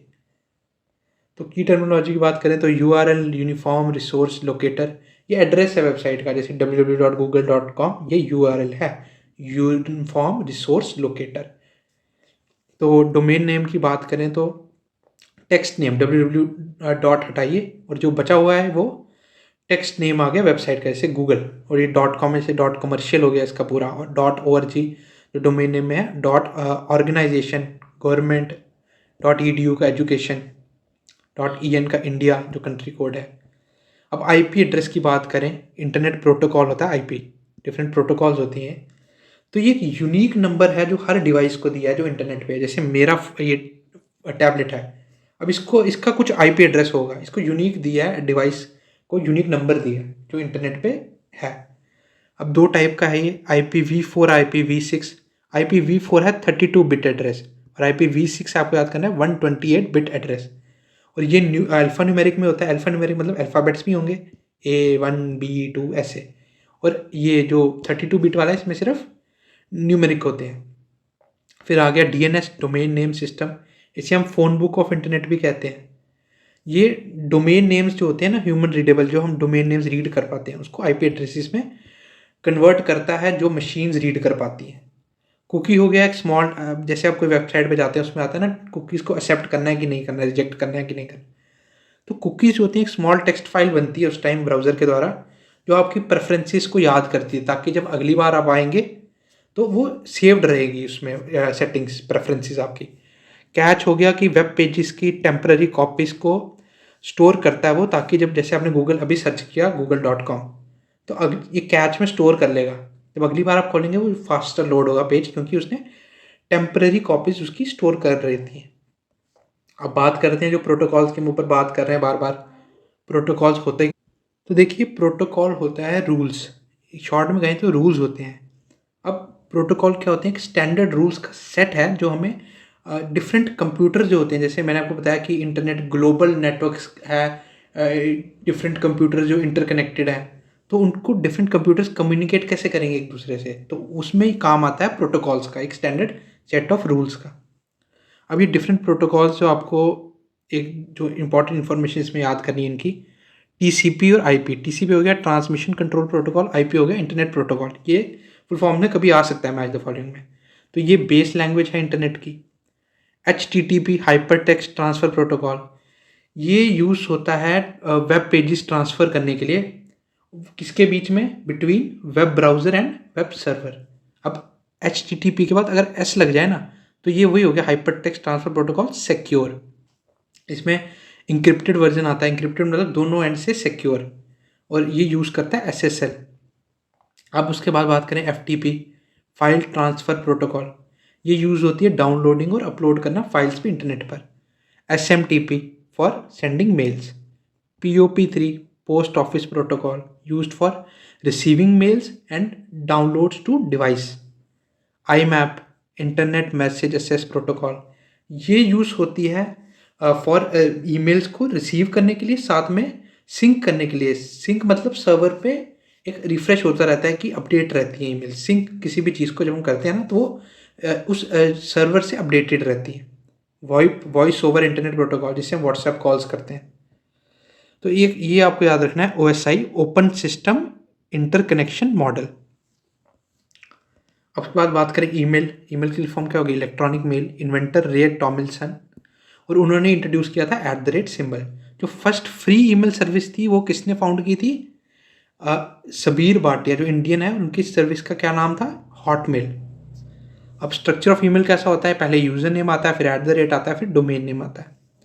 CC copy हो गया कि जब आप किसी को कॉपी भेज रहे हैं, डिफरेंट मेल्स को एक ही मेल भेजनी होती है, तो अगर CC लगाते हैं ना, कार्बन कॉपी, तो हर कोई देख सकता है कि किस किस को गई है, उनके ईमेल एड्रेस दे सकता है। अगर BCC लगाएं, ब्लाइंड कार्बन कॉपी, तो जो रिसिपेंट है उनको हाइड कर देता है, तो किसी को पता नहीं चलेगा और किसको गई है BCC लगाने के बाद।